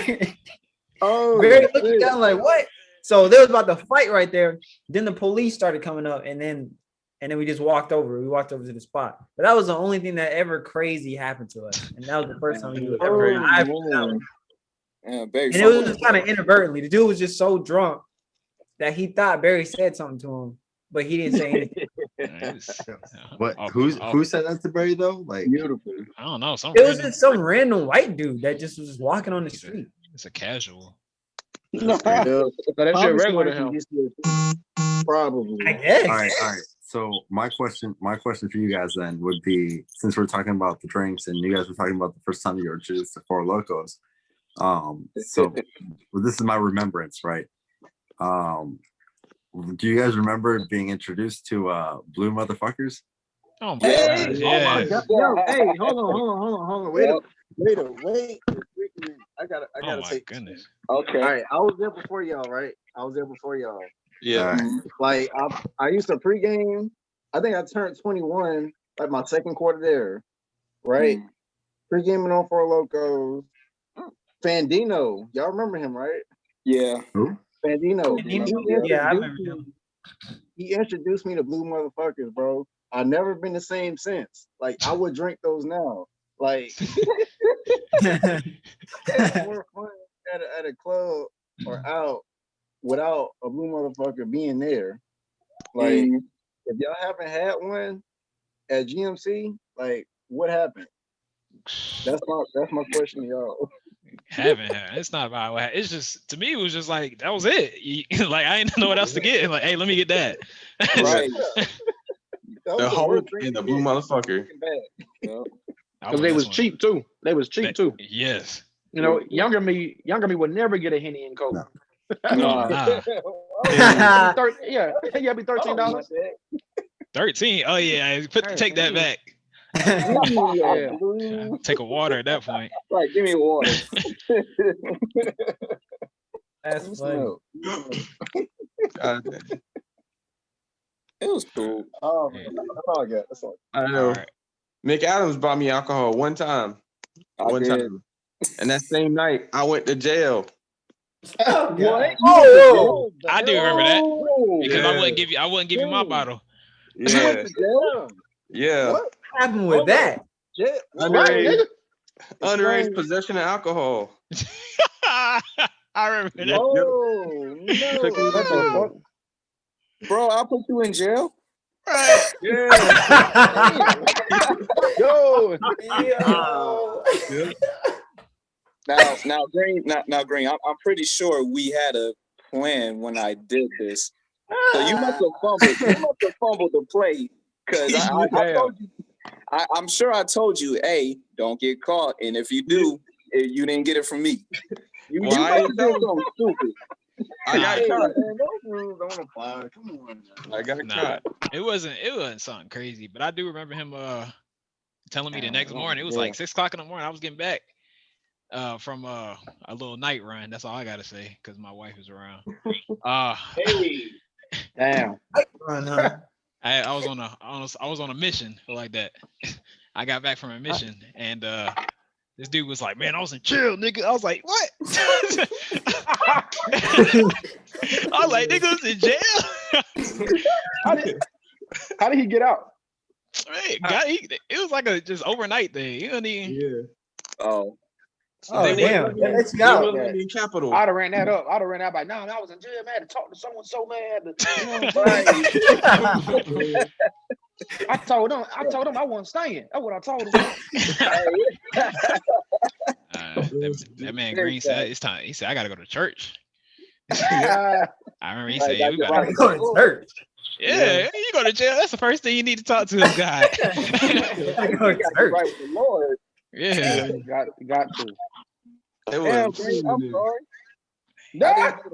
Yeah, he almost did the And race. then oh, He's about to do the race. yeah. That's what he you told gotta me. do the what? He about to run. He said them cops is too slow. Oh, hell no. I'm glad you didn't do that. Them cops was out of shape. He would have got away. They would just shot me though. I was looking at all them cops. They was like, they ain't gonna catch We got nobody. a 10-16 running down the street. Yeah. Exactly. Yeah, they ain't gotta run. That's Them cops would have got That's what they burned. gotta say. Nah, They they gotta got, run. Got burnt. Yeah. Flamed. nah, They they like, got, yeah. They like, yeah, go ahead and run. Go ahead, please. nah, they would have had your, We thought he had a gun. That's why we shot him in the back. Right. 6 times. damn, man. damn, not 6. Yeah, we shot him in the back 6 times. We thought he had a gun, going to get his gun or something. God damn. I'm gonna move on to what's the question? All right, would you recommend anybody going there, and would you send your kids there? Oh, that's good. I think I went there so my kids wouldn't have to go there. I made that sacrifice. I'll tell the stories about it. Yeah. You know what I'm saying? Yeah, I agree. Yeah, I feel like crazy. I feel like it put me in a better position, so they won't have to go to that school. They can go There somewhere we if they go. want to. That's First Ernest Wentz, they're going to be there 80 years later. I could see him being still in the wheelchair saying, "Y'all want smart 300s." That's Oh, behind still. I seen somebody with the bricks in the book bag running around the bear sometime. Me and McAdams was cracking up that night because he was like, "Yeah, keep running, don't slow down." I was like, "Boy." But me and Cam was, but it was mad too. Exactly. Oh man. And then people start peeking out the blinds, like, "Hey, what you doing?" I was like, "Oh." They cut off all the lights. Oh yeah, you got to cut off all the lights. He said, "You on the second floor?" I was like, "Oh yeah, that's my blinds. Let me go." He knew too. I know what room you in. Oh yeah, I'm coming. that Like, swipe damn, was you know real. Oh, You hear that swipe? He was like, "Oh man." yeah, it's over. You're done, son. You're done. He said, "You not asleep." Wherever you at, you just gotta fall. Wherever you at, you just gotta fall. Got to. Like you just there on the floor. Hey, you just gotta sleep on the floor. We can finish. It's a done deal. Can I just like request a timeout real quick? I just want to just give like an honorable mention to the fact that I feel like Crumpler has been eating this entire fucking time. He's eating good. Hey man, you've literally my been second munching plate, since too. we got on this call, bro. My Like, second what plate, kind of man. an appetite do you fucking have going on? I was Hey, hungry. you see the gains, right? The old Crumpler. Come on, Yo, Hey, I the am games, not the bro. old You guys Crumpler. look the exact I am same not the that old when we Crumpler. went to college, bro. And all I'm saying is you got better hair now. That's it. Like, what's up? What? My nose busted back there, boy. Whoa. Oh, man, chill I out. was so hurt. Like I look at old pictures now from GMC and I'm like, damn. You got that? That was me. That was me. Right. Shit, weak, man. I ain't even gonna lie. Right. You get that stank face looking at your old picture. Everyone's really the same, just with better hair now, except Macintosh. No offense. You're the same. You're literally the same, bro. I love you, but you're the same. Picture perfect. Dang, I look man. exactly the same. I'll take that. I'll take all that. Dang, Yeah. man. I look the same since high school. I I don't know didn't what's have going these. on. I didn't have these luscious locks when I was in GMC, bro. Chill out. Okay. I don't know what we was on. We was I on think- that buzz shit back then. I don't know what. Yeah, All for right, I'm real. about to Oh, hit Four the. Locos back then, man. I don't know. All right, You about to I hit the think what? this is our last question. Okay. All right, if you were basically the RC, what would you have done differently if in that position? Ooh, that's a good question. Who going first? Shit. I would have asked Sergeant Mercer to stop giving such crazy advice to people. He was on one or two. Listen. All I remember from this man, literally there's two memories that I have, and I'm going to talk about one of them because the other one's for me. That one's for me. But the one I will talk about is the fact of I don't know if you guys like remembered enough about that time frame to like remember clothes, but like I had this shirt that I like to wear a lot that said Pitbull Dad. And that's when I first got my pit or whatever. And I remember like I was wearing it one day around him and we were talking about dogs. And I brought up the fact that I was having trouble with my dog and like the housebreaking portion of it. And I was like, hey man, like I got like this dog, like he like pissed on my shirt and I don't know what to do, blah, blah, blah, all this bullshit, right? And he looked at me, with those Sergeant Mercer eyes. He's Yeah. like, what's crazy eyes? You know what you gotta do to him? You know what you gotta do? You gotta take that motherfucker to the backyard and you gotta fucking piss on him.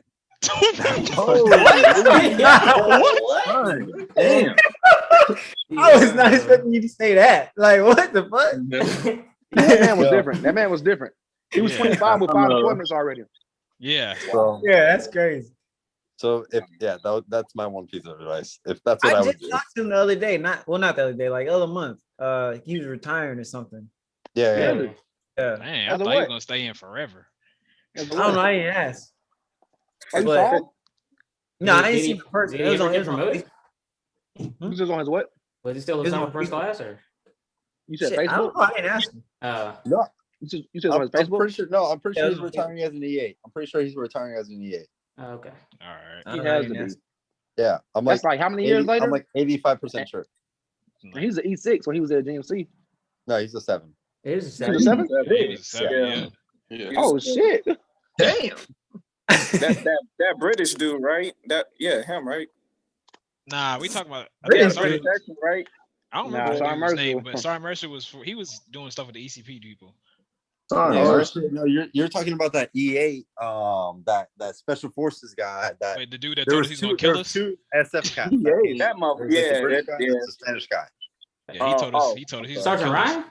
Yes. Oh, Ryan. Oh. He told us he was gonna kill us. Ryan. Yeah, Sergeant Ryan. They're talking about the he was- British dude.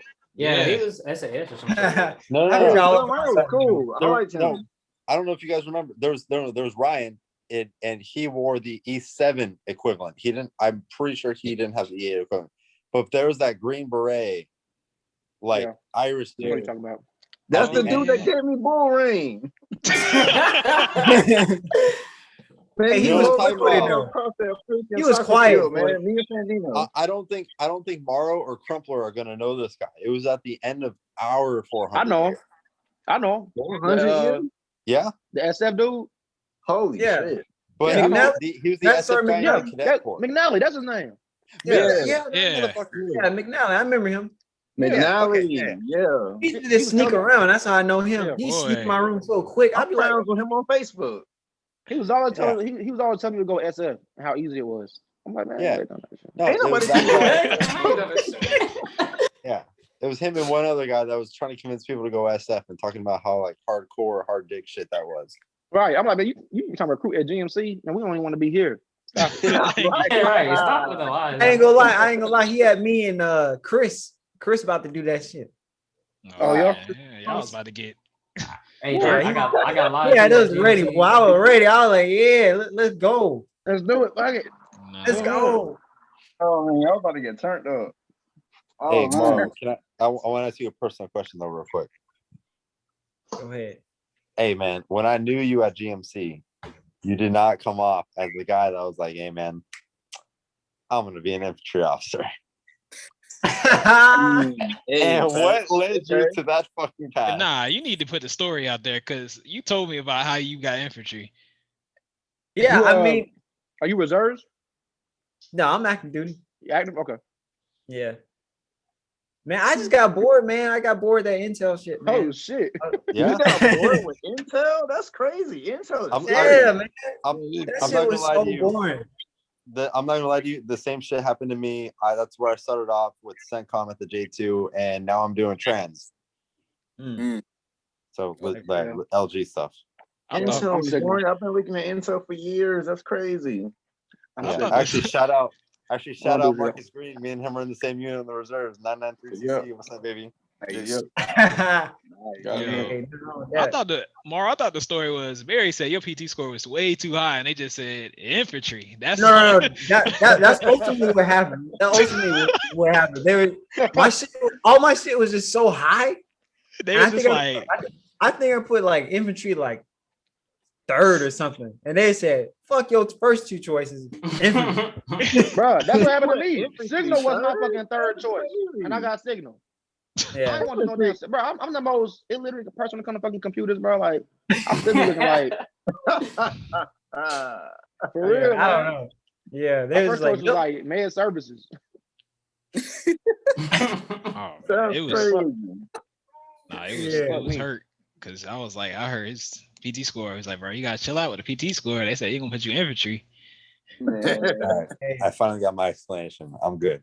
I'm like, I feel good now. I mean, that's pretty much how it happened. But that's dope, man. It's not bad, but I've still got to switch to something else after I take command. Yeah. What kind of job, man? What kind of an infantry gig have you been in lately? Man, right now I'm in Korea, so I am so sorry for your loss. I am so sorry. That's where I was. You and Humphreys or huh? Yeah. My prayers go out. Yeah, 3-star headquarters. Boring is it's off orders and meetings. That's all I do. You said you in Korea? Where you in Seoul? I'm saying like where at? Like Camp Humphreys or something? Yeah, I'm in Humphreys. Okay. Yeah.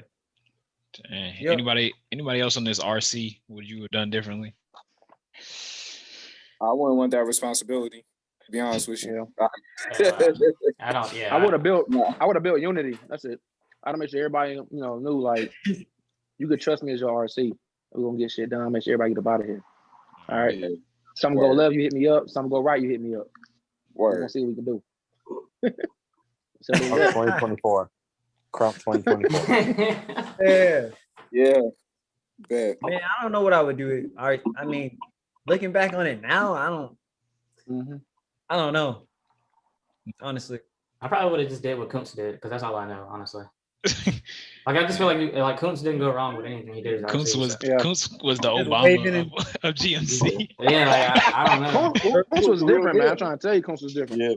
Like I just don't like. I knew Kuntz was built different when he ran 9 laps out of 8 and still got 11:48 on his 2-mile time. Yeah, he said I didn't know how many laps I ran, so I just ran an extra one. I ran an extra one and still ran 11:48. I was like, and got got first place. And then he looked me right in my face and said, "Determination and hard work, and you can be just like me if you work hard too." I was like, "All right, well, I'm gonna go ahead and grab my bag." How about you're right? I can't. Right. You know what I'm saying? I don't know. Coach just had this like aura about him, like he made you want to be like him. I was like, but I don't. I mean, I have nothing against people who are like religious and stuff, but like I was like, I'm not religious at all. But maybe I need to do this church thing. Combs is going, his shit is going so good, bro. I need to talk to God, man. I don't know, man. Exactly. Bro, you made my credit score jump. Like Combs was like dumb skinny too, and like his voice didn't sound like what he looked like. First time I heard it, I was like, who is this? I thought he was doing it on purpose. I was like, bro, stop it. Nah, that's just his voice. Yeah. That man, like, that distinctive voice he had. Y'all Yeah. Oh, who said Batman? Yeah. It's like his PT was just, it was like, if y'all watch anime, his PT was equivalent to One Punch Man. Like, For real. Dude was just 100 push-ups, 100 sit-ups. Right, every day. Every day. But I hey, am but no, butthurt. hey, I'm so no, butthurt go of how accurate all these descriptions are. it's real. Yeah. Coach was that dude. Coach was that dude, I man. was trying to be that number one man. I was trying to be that, but nah. One thing was he wanted me ECP and he made me feel bad. I will share a story. It's actually I kind of kept it to myself, but I will share a story about my interaction with Kuntz because I would see him, but I never really talked to him. I was kind of in the funk. I'm gonna be pretty open on this one. I actually thought about committing suicide at GMC. Never told anybody about this or anything like that because I was just sick of that shit, man. I was just tired of playing that game and shit like that. So I was considering committing suicide. Somehow I don't know because I was walking. I was walking out somewhere. I think I was getting ready to start my day. Kuntz walked by. He noticed something. He just seen it in my face. Wasn't trying to show it that anything was wrong, but he just kind of seen it. And then, of course, his deep face, his deep voice, McAdams. I'm like, so, I'm like, who the hell is calling me? And it's Kuntz. He runs up. McAdams, sorry. Are you okay? I'm like, yeah, man, what you talking about? And then it seemed like he kind of toned down. He kind of toned down his, super deep voice. And then, it actually came out more calm and soothing. It was like, hey, McAdams, listen, do you need to talk? Do you need to talk about anything over there? I promise y'all, as soon as he said that, Man, hesitant, man. Water just, it was a whole waterfall that came out. Hesitant, man. Yeah, it had to be something. I can't, and to this day, I can't explain it. It was just crazy. But I mean, I think, if that was God trying to reach me through him, that's what it was. It had to be. Yeah, man. Sure. Coach was different, man. Coach was different. Yeah, I'm telling you, man. It was crazy. And then, he was like, listen, do you feel like you need to, talk to somebody? I was like, yeah, you're probably right. I do need to talk to somebody. And we did. He wrote up a pass for me to miss a couple of classes so I can, talk to a counselor or something, talk to a counselor. And, he was with me the whole time. He took time out of his schedule too. He stuck with me. That's real. That's the stuff that real. Bro, Coach the president, bro. Right. I ain't gonna lie. I messaged him 3 times trying to get him on here. And he ain't hit me back. I ain't gonna lie. Like, I was the dude just trying to notice what he was doing. I was like, bro, Coach can't be a perfect dude. Like, he gotta be. Yeah, it gotta be something wrong. The room was excellent. To where, like, during inspections, his Bible would be open on the desk. I'm like, bro, uniform to the. Yeah. I'm like, okay. I'm like, okay. I'm like, Coach got a cuss or something. Drink. No. Hey, let me tell you this, right? Let me tell you this shit, right? So, like, I don't know if you guys remember before I had my little mischievous rant in my 400 year, but when we first started that shit, I was on the regimental staff nonsense. I was like the S3 working directly for Kuntz. So me and this motherfucker worked a lot together. And I will tell you, because y'all talk about I don't know if he was the perfect person. Like, I never saw him do anything wrong. I'll tell you, the only thing I saw him ever do wrong was have his gig line fucked up. Just a little bit. His gig line just a little fucked up. This man was the closest thing to a walking form of Jesus that there ever will be. So, that's real, man. And I hated it. I absolutely hated too. it, but I wanted to be like that. And I was just like, I'm like, ain't no way. I can't. Nah. There's no way I can't. And he played football with us. That was crazy.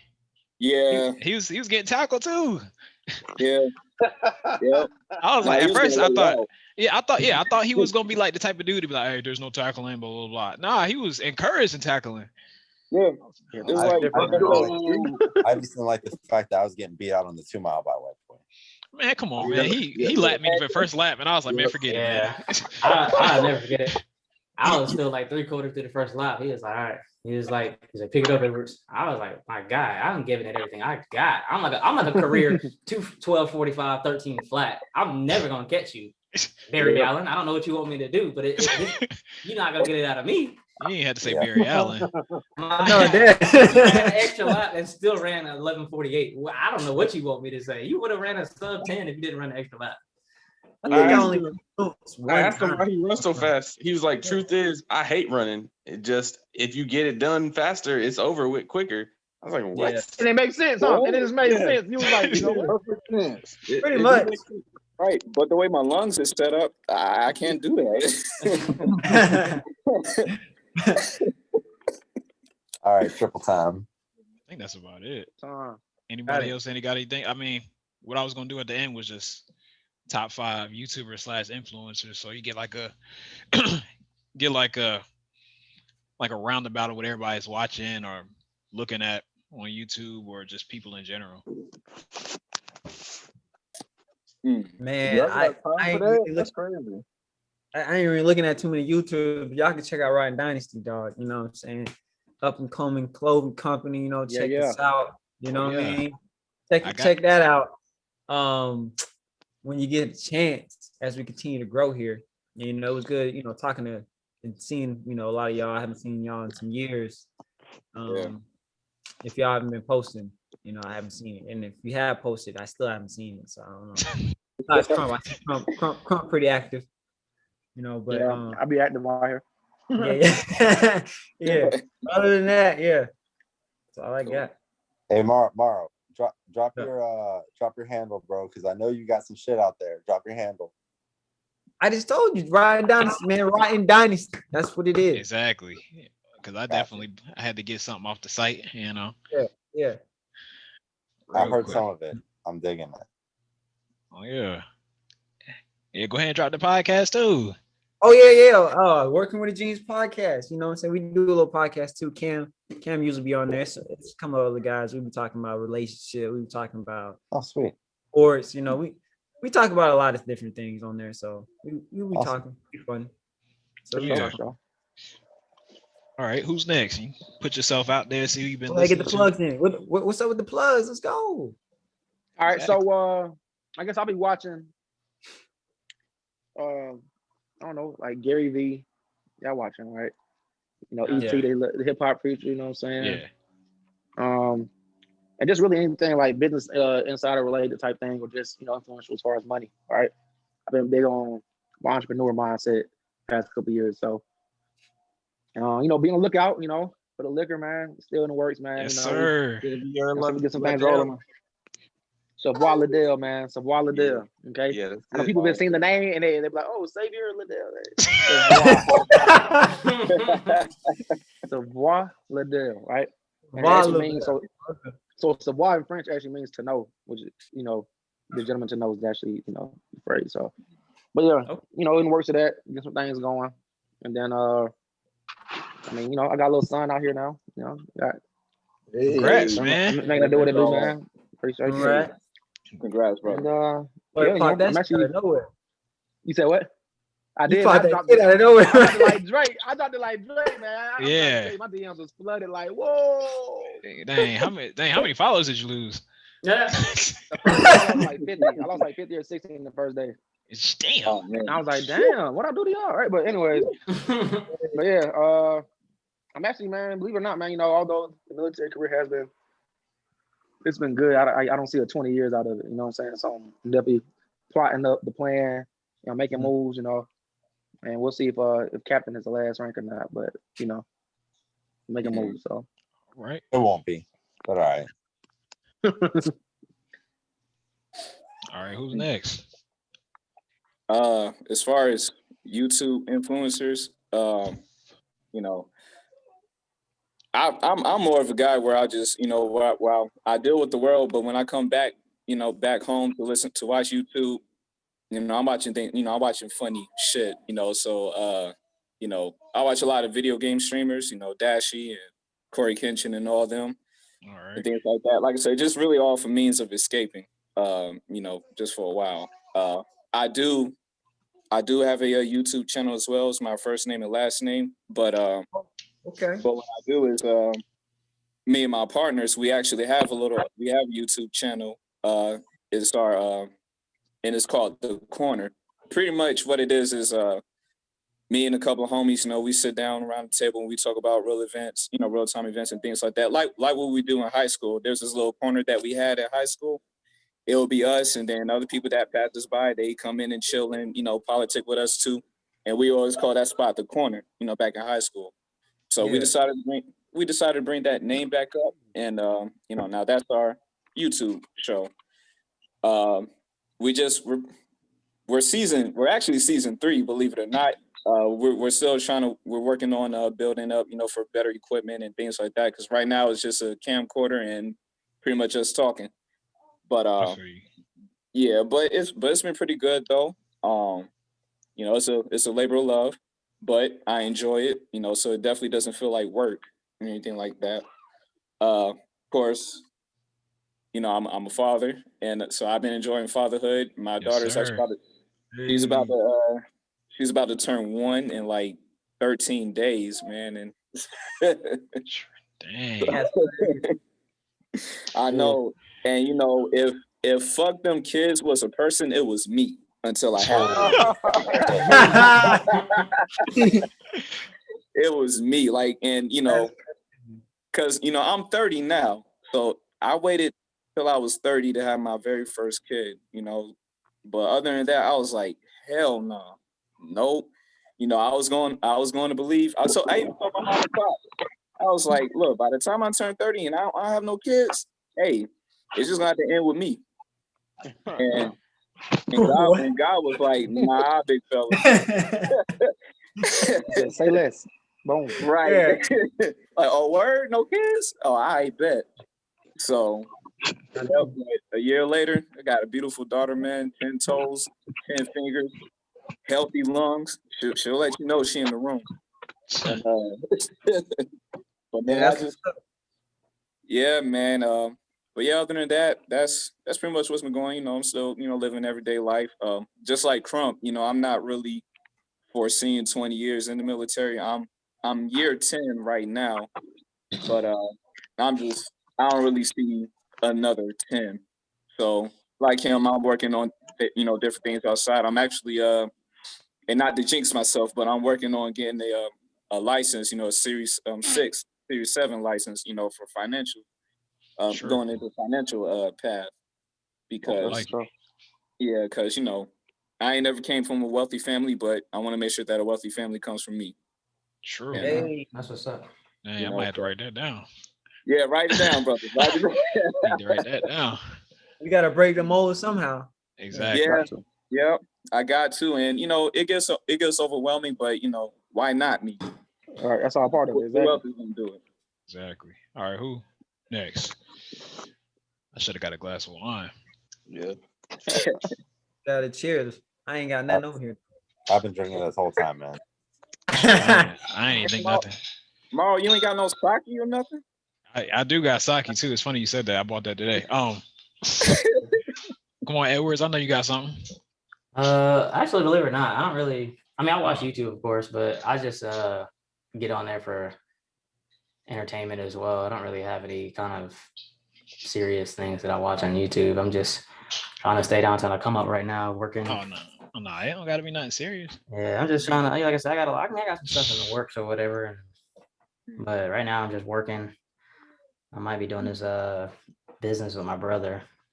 He's got a plan or whatever. He's been trying to get me to do it. And I don't know. I've been kind of turning it down left, right, and center. But he's kind of showing me that he's a little more serious about it. So I guess I'll look over the business plan with him and see what's up. Be open-minded with it, Yeah.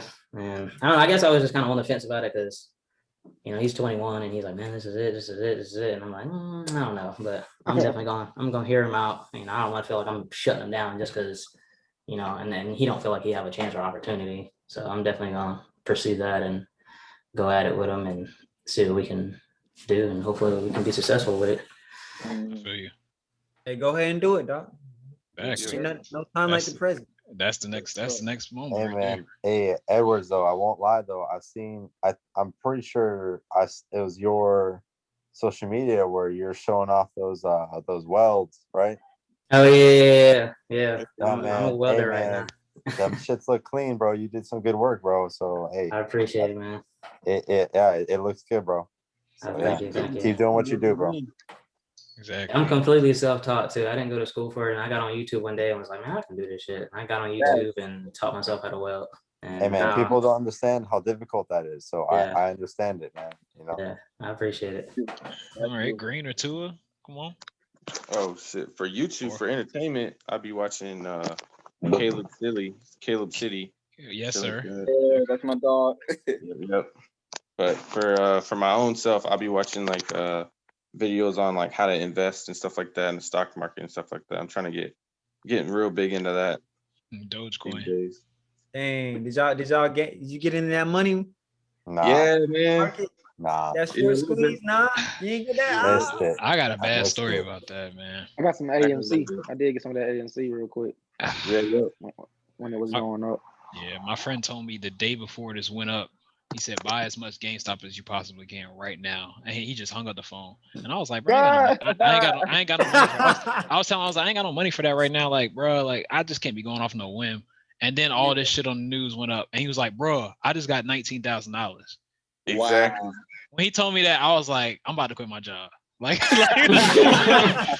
Like, bro, like I was like, bro, what did I do? My parents yelling at me, talking about, bro, what were you doing? If your friends were telling, like a dude from LDAC told me he got $15,000. I was like, man, I hate all of y'all.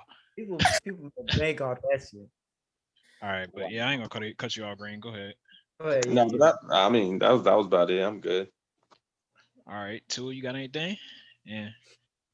Nah, man. For like YouTube, I don't really watch anything on there for like professional development.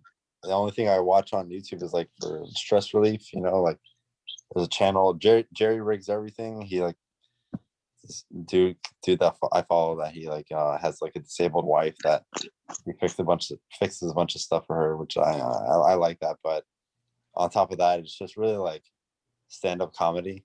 You know, I got to meet my like favorite Facebook comedian in Miami. You know, my time frame living down there, and yeah, it's really just you know just stand-up comedy and all that stuff. That it's really I just use it as stress relief. But as far as professional development goes, I just try my best to utilize like my support channels with the Army so far. So you know all the officers that are appointed over me and all that nonsense. You know my battalion commanders that have been, you know I don't know. I've been blessed with good officership in the reserves, so I can't complain about it at all. So I listen to them a lot. I take what they say into large consideration, and it's helped me tremendously. So yeah, I can't complain, man. All right. And McIntosh, you the last before I go. Oh, there you go. Unless I'm tripping. It's either his frozen. He's frozen. Yeah. Dang, he froze. Man, that's Hate crazy. to see it. That's tough. Hey, This one go was ahead. falling. This one was falling right before the battery fell out. Nah, for YouTube, I'll be just watching. Was it small stuff like Drewski and RDC? Yeah, I'll be watching that man funny. hilarious. Just- That man hilarious, bro. I'll just be Drewski. watching their videos and stuff. But professional development, I've been doing. I think ever since Morrow's podcast, he added me to it. I was like, man, this seems fun. Why not make my own and start doing it? So I've been looking at other podcasts like was it I Am Athlete? Yeah, we got to get something like that, man. That's a good one, man, for real. Yeah, that's like my main one because theirs is like really informative and it talks about sports and everything. And everybody just being real. Everybody just, Yeah. So I was just like, I want to create that type of vibe. I listened to that one and I know one called Knuckleheads. It's about basketball and they bring all these people on there and talk just straight sports and stuff like that. But I just like the vibes that they give off of in terms of kind of like just talking about sports and how it shaped in their lives and everything like that. Yeah. Other than that, for me, if y'all don't know, I'm just a teacher. I've been working from home. It's a little different, but yeah, it is what it is. The only thing I'm a little upset about is because last year was my first year coaching every single sport. So this year, not getting that paycheck and not giving that that entertainment to me is entertainment because it was middle school kids. You see them football, basketball, track. That's where it all started right there. For real. Yeah, and then on top of that, middle school. That's where I get my exercise from because these kids think they can beat you at everything, and you know. So track season, basketball season. Oh yeah, you cannot let middle school kids win. If you let them win, they gonna talk about it for years. And I beat a grown man, like no. No, especially in track. Especially in track. Well, I was out here running my life out. I'm not. Kid was like, I can beat you in the 4. Like, no, you can't. Like, that's when you took the person. Oh yeah, boy, man. Robert, yeah, I think I like Jordan. No, I took it personally. Yeah. I had a teacher timing. I hit a 52 at age 26. I hit a 52. The next day I couldn't walk. I was like, what's going on with my legs? And man blew his own legs out. Oh yeah. But other than that, you know, I'm glad I got y'all on here. If y'all want to put y'all, Instagram handles, then you can get yourself out here. True. Mine's kind of confusing. It's real Hercules, but it's R with a 3. And then it's honest. Man, you got to link it because that's just all right. That works. I know what it is. I know what everybody. It's a who and a what. And you just got to link it, dog. For real, Hewitt's got everyone's handles, so yeah. Yeah, I mean, I just link it. Got you. This is gonna be on YouTube and Spotify. Success _ only. Got you. Yeah. And Instagram, Facebook, Teron McAdams, first name, last name. Hey, but he's smart. That man's smart. I need to change mine. That shit's too hard. Nah, you know my name. You know my handle. Right. Yeah. Green, I don't even see you on Instagram. I don't even know why you about to say it. Yeah, that get on Instagram. He gonna change his password. Oh shit! Nah, I don't even be on there like that. I know that. I got a question. So I'm still in. Crump still in. Tua and Green, y'all still in. McAdams. Yeah. Mac is done. He at work. Yeah. Yeah, I'm not gonna lie. So I'm still in, but I'm in the reserves, and I found out about like the federal service. So I'm working for the reserves as a civilian or whatever. So I'm actually moving on Monday from Florida to Utah, and I'm going to start with the 76, the 76 Operational Response Command. Those are the guys that have been tagged with the real world mission in the reserves with the COVID response. And so I'm going to start working for them on in 2 weeks as a GS9. So start my stepping stone path there. Hey, Hey, good moves, man. Good moves. But yeah, me and Edwards is out. I had to get up out of there, dog. I ain't gonna cap. Me and him, we used to call each other, be like, "Yo, you out too?" Yeah, they said honorably discharged. That's all I needed to see. Cause I might say they say dishonorable. I was ready to make a scene. I was like, man, yeah, because McDonald's is about to be my future. Hey, don't social sell that much. You can market that. Right. Yep. Shit, I ain't too far behind y'all, man. I'm pretty much out. I'm pretty much one foot. Man. My mindset is out. I ain't gonna lie to you. My mind ain't. I don't know. I just had to get up out of there. The culture and environment isn't what. But I don't know how to explain it. I just knew I had to go because I knew I could do something else and have more of an impact doing something else. Exactly. And I was like, me as a lieutenant in this big army, ain't nobody really at the end of the day gonna give a fuck, honestly. Like, there ain't no really history gonna be made or nothing about that. I can go do something else and be great somewhere else on my own, or at least feel like I'm doing something else or doing more somewhere else. And I just felt like that was my personal opinion, and I can honestly say that I'm glad that I made that decision. Of course, my parents was like, oh, job security, yada yada yada. And I was like, well, job security. That's the generation that they grew up in, right? Right. You know what I mean? Like they grew up in.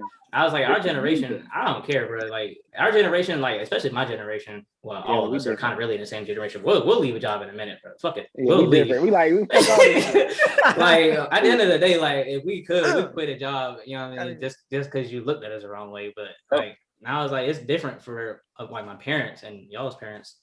They did 20 years at a company and all that. I'm like, bro, the company don't give a fuck about you.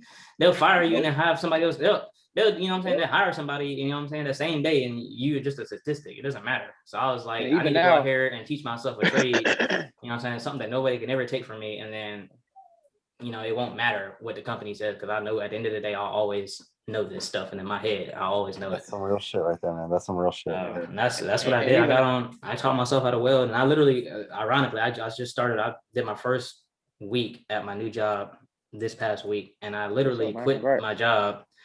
And I had a job within 2 days because I know how to weld. Like that's the thing about it. Like that's what I was telling my dad. I was like, I don't care about the company. Like welding is welding worldwide. It doesn't matter where I go, who I do it for, where in the country or in the world I do it. It's gonna be the same process regardless. I can get a job, and I was like, that's why I don't understand why companies treat welders or just any kind of tradesman any old kind of way when they know that if they are a tradesman, they're valuable. They should be valued at the highest level because you're going to need them before they need you. Because at the end of the day, plumbers is always going to be needed. Electricians is always going to be needed. Welders is always going to be needed. And if they're not working for you, they'll go find somebody else to work for. You know what I mean? It's not, you know what I mean? I don't know. It's not like I'm a budget analyst or something like that and I'm stuck here and can't go nowhere. Man, I'm not a budget analyst. Shit, that shit sounded specific as hell. Yeah, like I'm a fucking budget analyst. Yeah, I feel kind of attacked because I don't know if you've been looking at my USA job applications or not. Rip my man.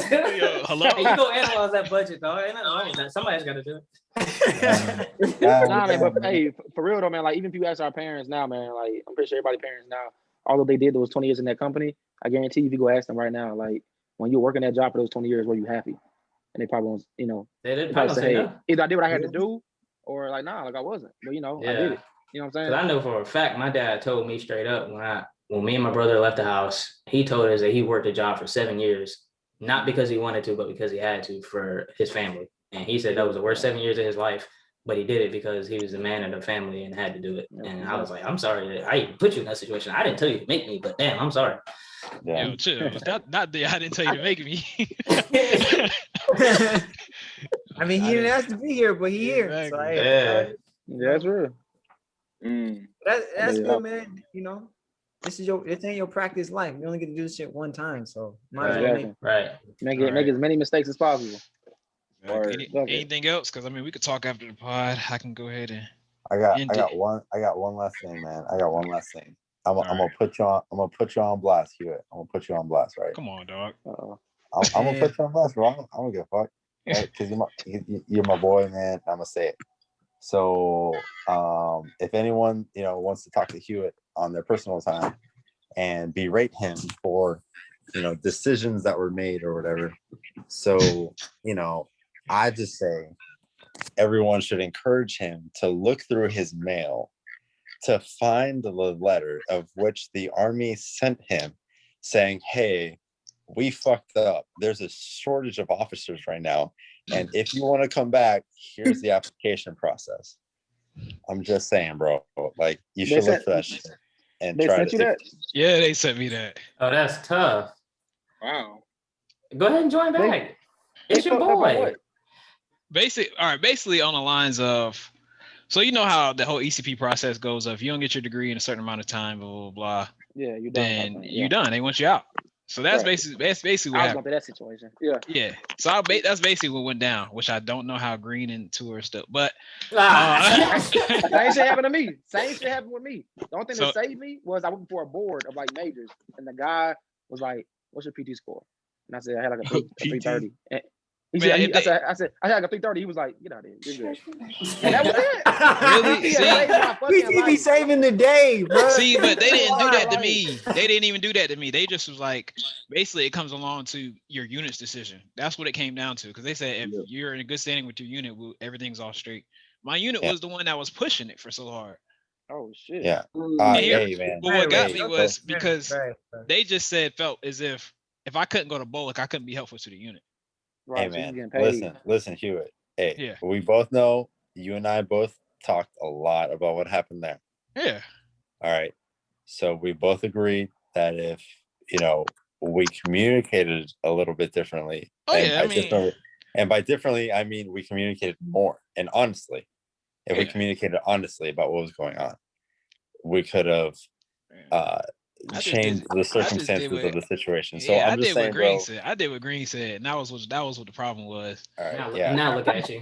Green was like, don't tell them nothing. Because I was like, because they were like, they didn't understand ECP at all. So on top of that, I was that should be. Yeah, I was trying to tell them the whole situation, and then it was kind of like they were like, "Well, we understand now, but yeah, you're still getting out." I was like, "Oh man, that's crazy." That's crazy. Damn. And I was in a. Like that? It was more or less of. That's crazy. Like they did. It's not like they didn't need me. It was more of, we need you to go to Bullock so you can further help this unit, because the unit was a mess, and I was tired of being XO for 3 years. No. I had like a month of PL time, and that was it. The problem was not we need you to go to Bullock to help the unit. No, we need you to go to Bullock so we can make this metric green. That's all there was, bro. So all I was trying to do was just trying to put you on to people that don't give a fuck about metrics, that care about people. So you were in a unit, you were in a training unit. Training units care about metrics because that's all they give a shit about. You got to go to a unit that actually gives a shit about people. You got to go to a line unit, bro. That's just how it is. So yeah, he is right about that. That's I was at a line unit because I was in a similar situation, but my captain was racist, but he also didn't give a fuck about none of that ECP shit. He was like, "I'm gonna keep it a buck with you. That ECP shit don't mean nothing to me." He's like, "I don't care if you graduate or not. If you can lead these guys, that's all I care about." Exactly. Do your job. Nah, I wasn't none of that. He was like, "I don't care." He said, "Well, I don't care if you got a high school diploma." He said, "You can have a butter bar or not, but if you can lead, I don't care." I was like, they was joking me as soon as I got there. I was a weird unit. Like people talking about, does your mom know you here? I'm like, hello? Oh man. Yeah, it's time to go. National Guard was like that for me too. I was, and that's the thing I can tell you how like kind of prolonged the process. ECP prolonged our process. It did, right? As far as like being promoted and all that. Like I went National Guard, where I was at that unit as a second lieutenant, probably like 3.5, 4 years, bro. Then I went to Korea, went active duty within like a matter of a couple months, you know what I'm saying, as a first lieutenant. Then they was like, damn, how many years you got? Like this February, I had like 9 years. And they're wondering why I got maxed out on pay and I'm a fresh ass captain. And they like, I'm like, nah, like I've been there for a minute, man. Like, but I'm definitely getting paid what you getting paid. So like, stop it.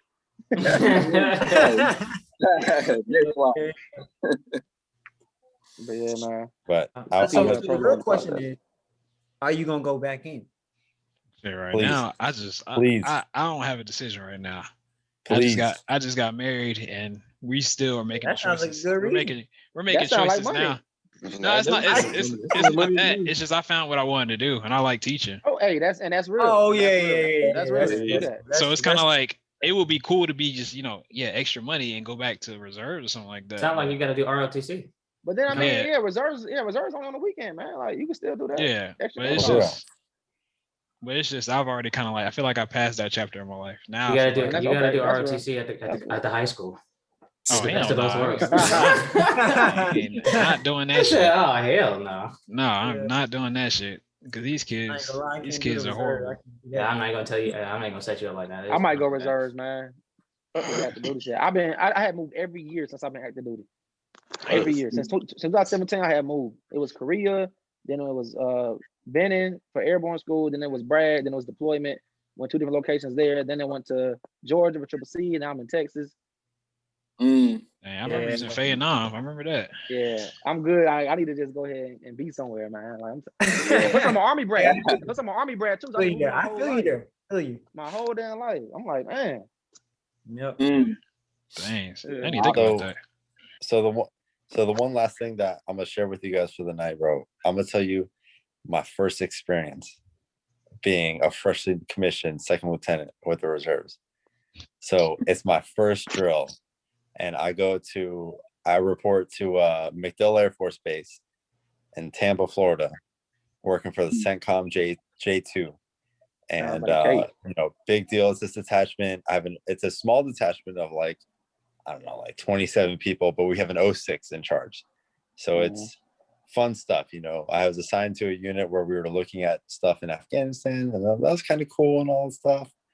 And yeah, so this captain, who shall not be named, comes up to me and is just like, "Hey, LT, how you doing? You know, blah blah blah. I'm your mentor for the weekend, you know, to show you around and all that stuff." And he's just like, "Hey, like, how new are you?" I'm like, "I'm pretty new, sir. What do you mean?" He's just like, "All right, listen, I'm gonna give you one piece of advice I want you to take for the rest of your career. All right, and while you're in the reserves." I'm like, "All right, sir, hit me." He's like, "If you're gonna do drugs, do it immediately after drill weekend and nothing more." God dang. Real one. That's crazy. Hey, you are in Florida though. They wilding in Florida. Drugs. Y'all. Yeah, thank you. No idea. That's the first thing that came to me. No idea. That's something we'd have to have a drink over that somewhere and talk about it, because I'm not talking about it over a freaking place that's recorded. So. That's what I was about to say. If you have other stuff after the pod, that's where you tell the stuff at, because we ain't. I can stop it. I was just making sure. Nah. I'll meet y'all in Georgia, bro. I'll meet y'all in Georgia for the reunion. Because there's a lot of stuff on topics, especially about Frank, that I was going to share after this was over. Hey, bro, you can always edit it, you know, shit. Right, bro. Hey, bro, make sure you edit that one part, bro, about the Valentine thing, man. You know she is never gonna see this. Go ahead, clip that one up. I'm like, God damn, bro. I forgot. I got caught up in the moment, man. She ain't never gonna see this. Now, if you post it, edit it and make it a clip and send it to her? Yeah, that'd be hilarious. Let's not. Hey, but it's all we did. Like, that's all we talked about the whole podcast. He just went stop talking. Exactly. Don't do that. And the podcast was over right after he said that. I'm just kidding. Hey, that's an ultimate shot tape. She like that. You're not pulling up like Curry. Are you pulling up at all? Nah, you talking about the ultimate friend zoner? Like, imagine like the Matrix and somebody just. You're like, bro, you said that? Oh, that's what you meant. Oh, damn. Like, damn, bro. You just gotta pull up from the logo. That was you so fucking funny. Oh shit! And then hit you too. Like the bro, like the little bro. God. Oh man, on the shoulder so too. Funny. Exactly. But now that's about it. Anybody else got anything? Because if not. I don't have nothing else. I think that's it, man. This is the end of the 919 Air It Out podcast on the GMC. Thank y'all for coming on the show. And no problem, man. That's a wrap. Thanks for having us, man. Thanks for the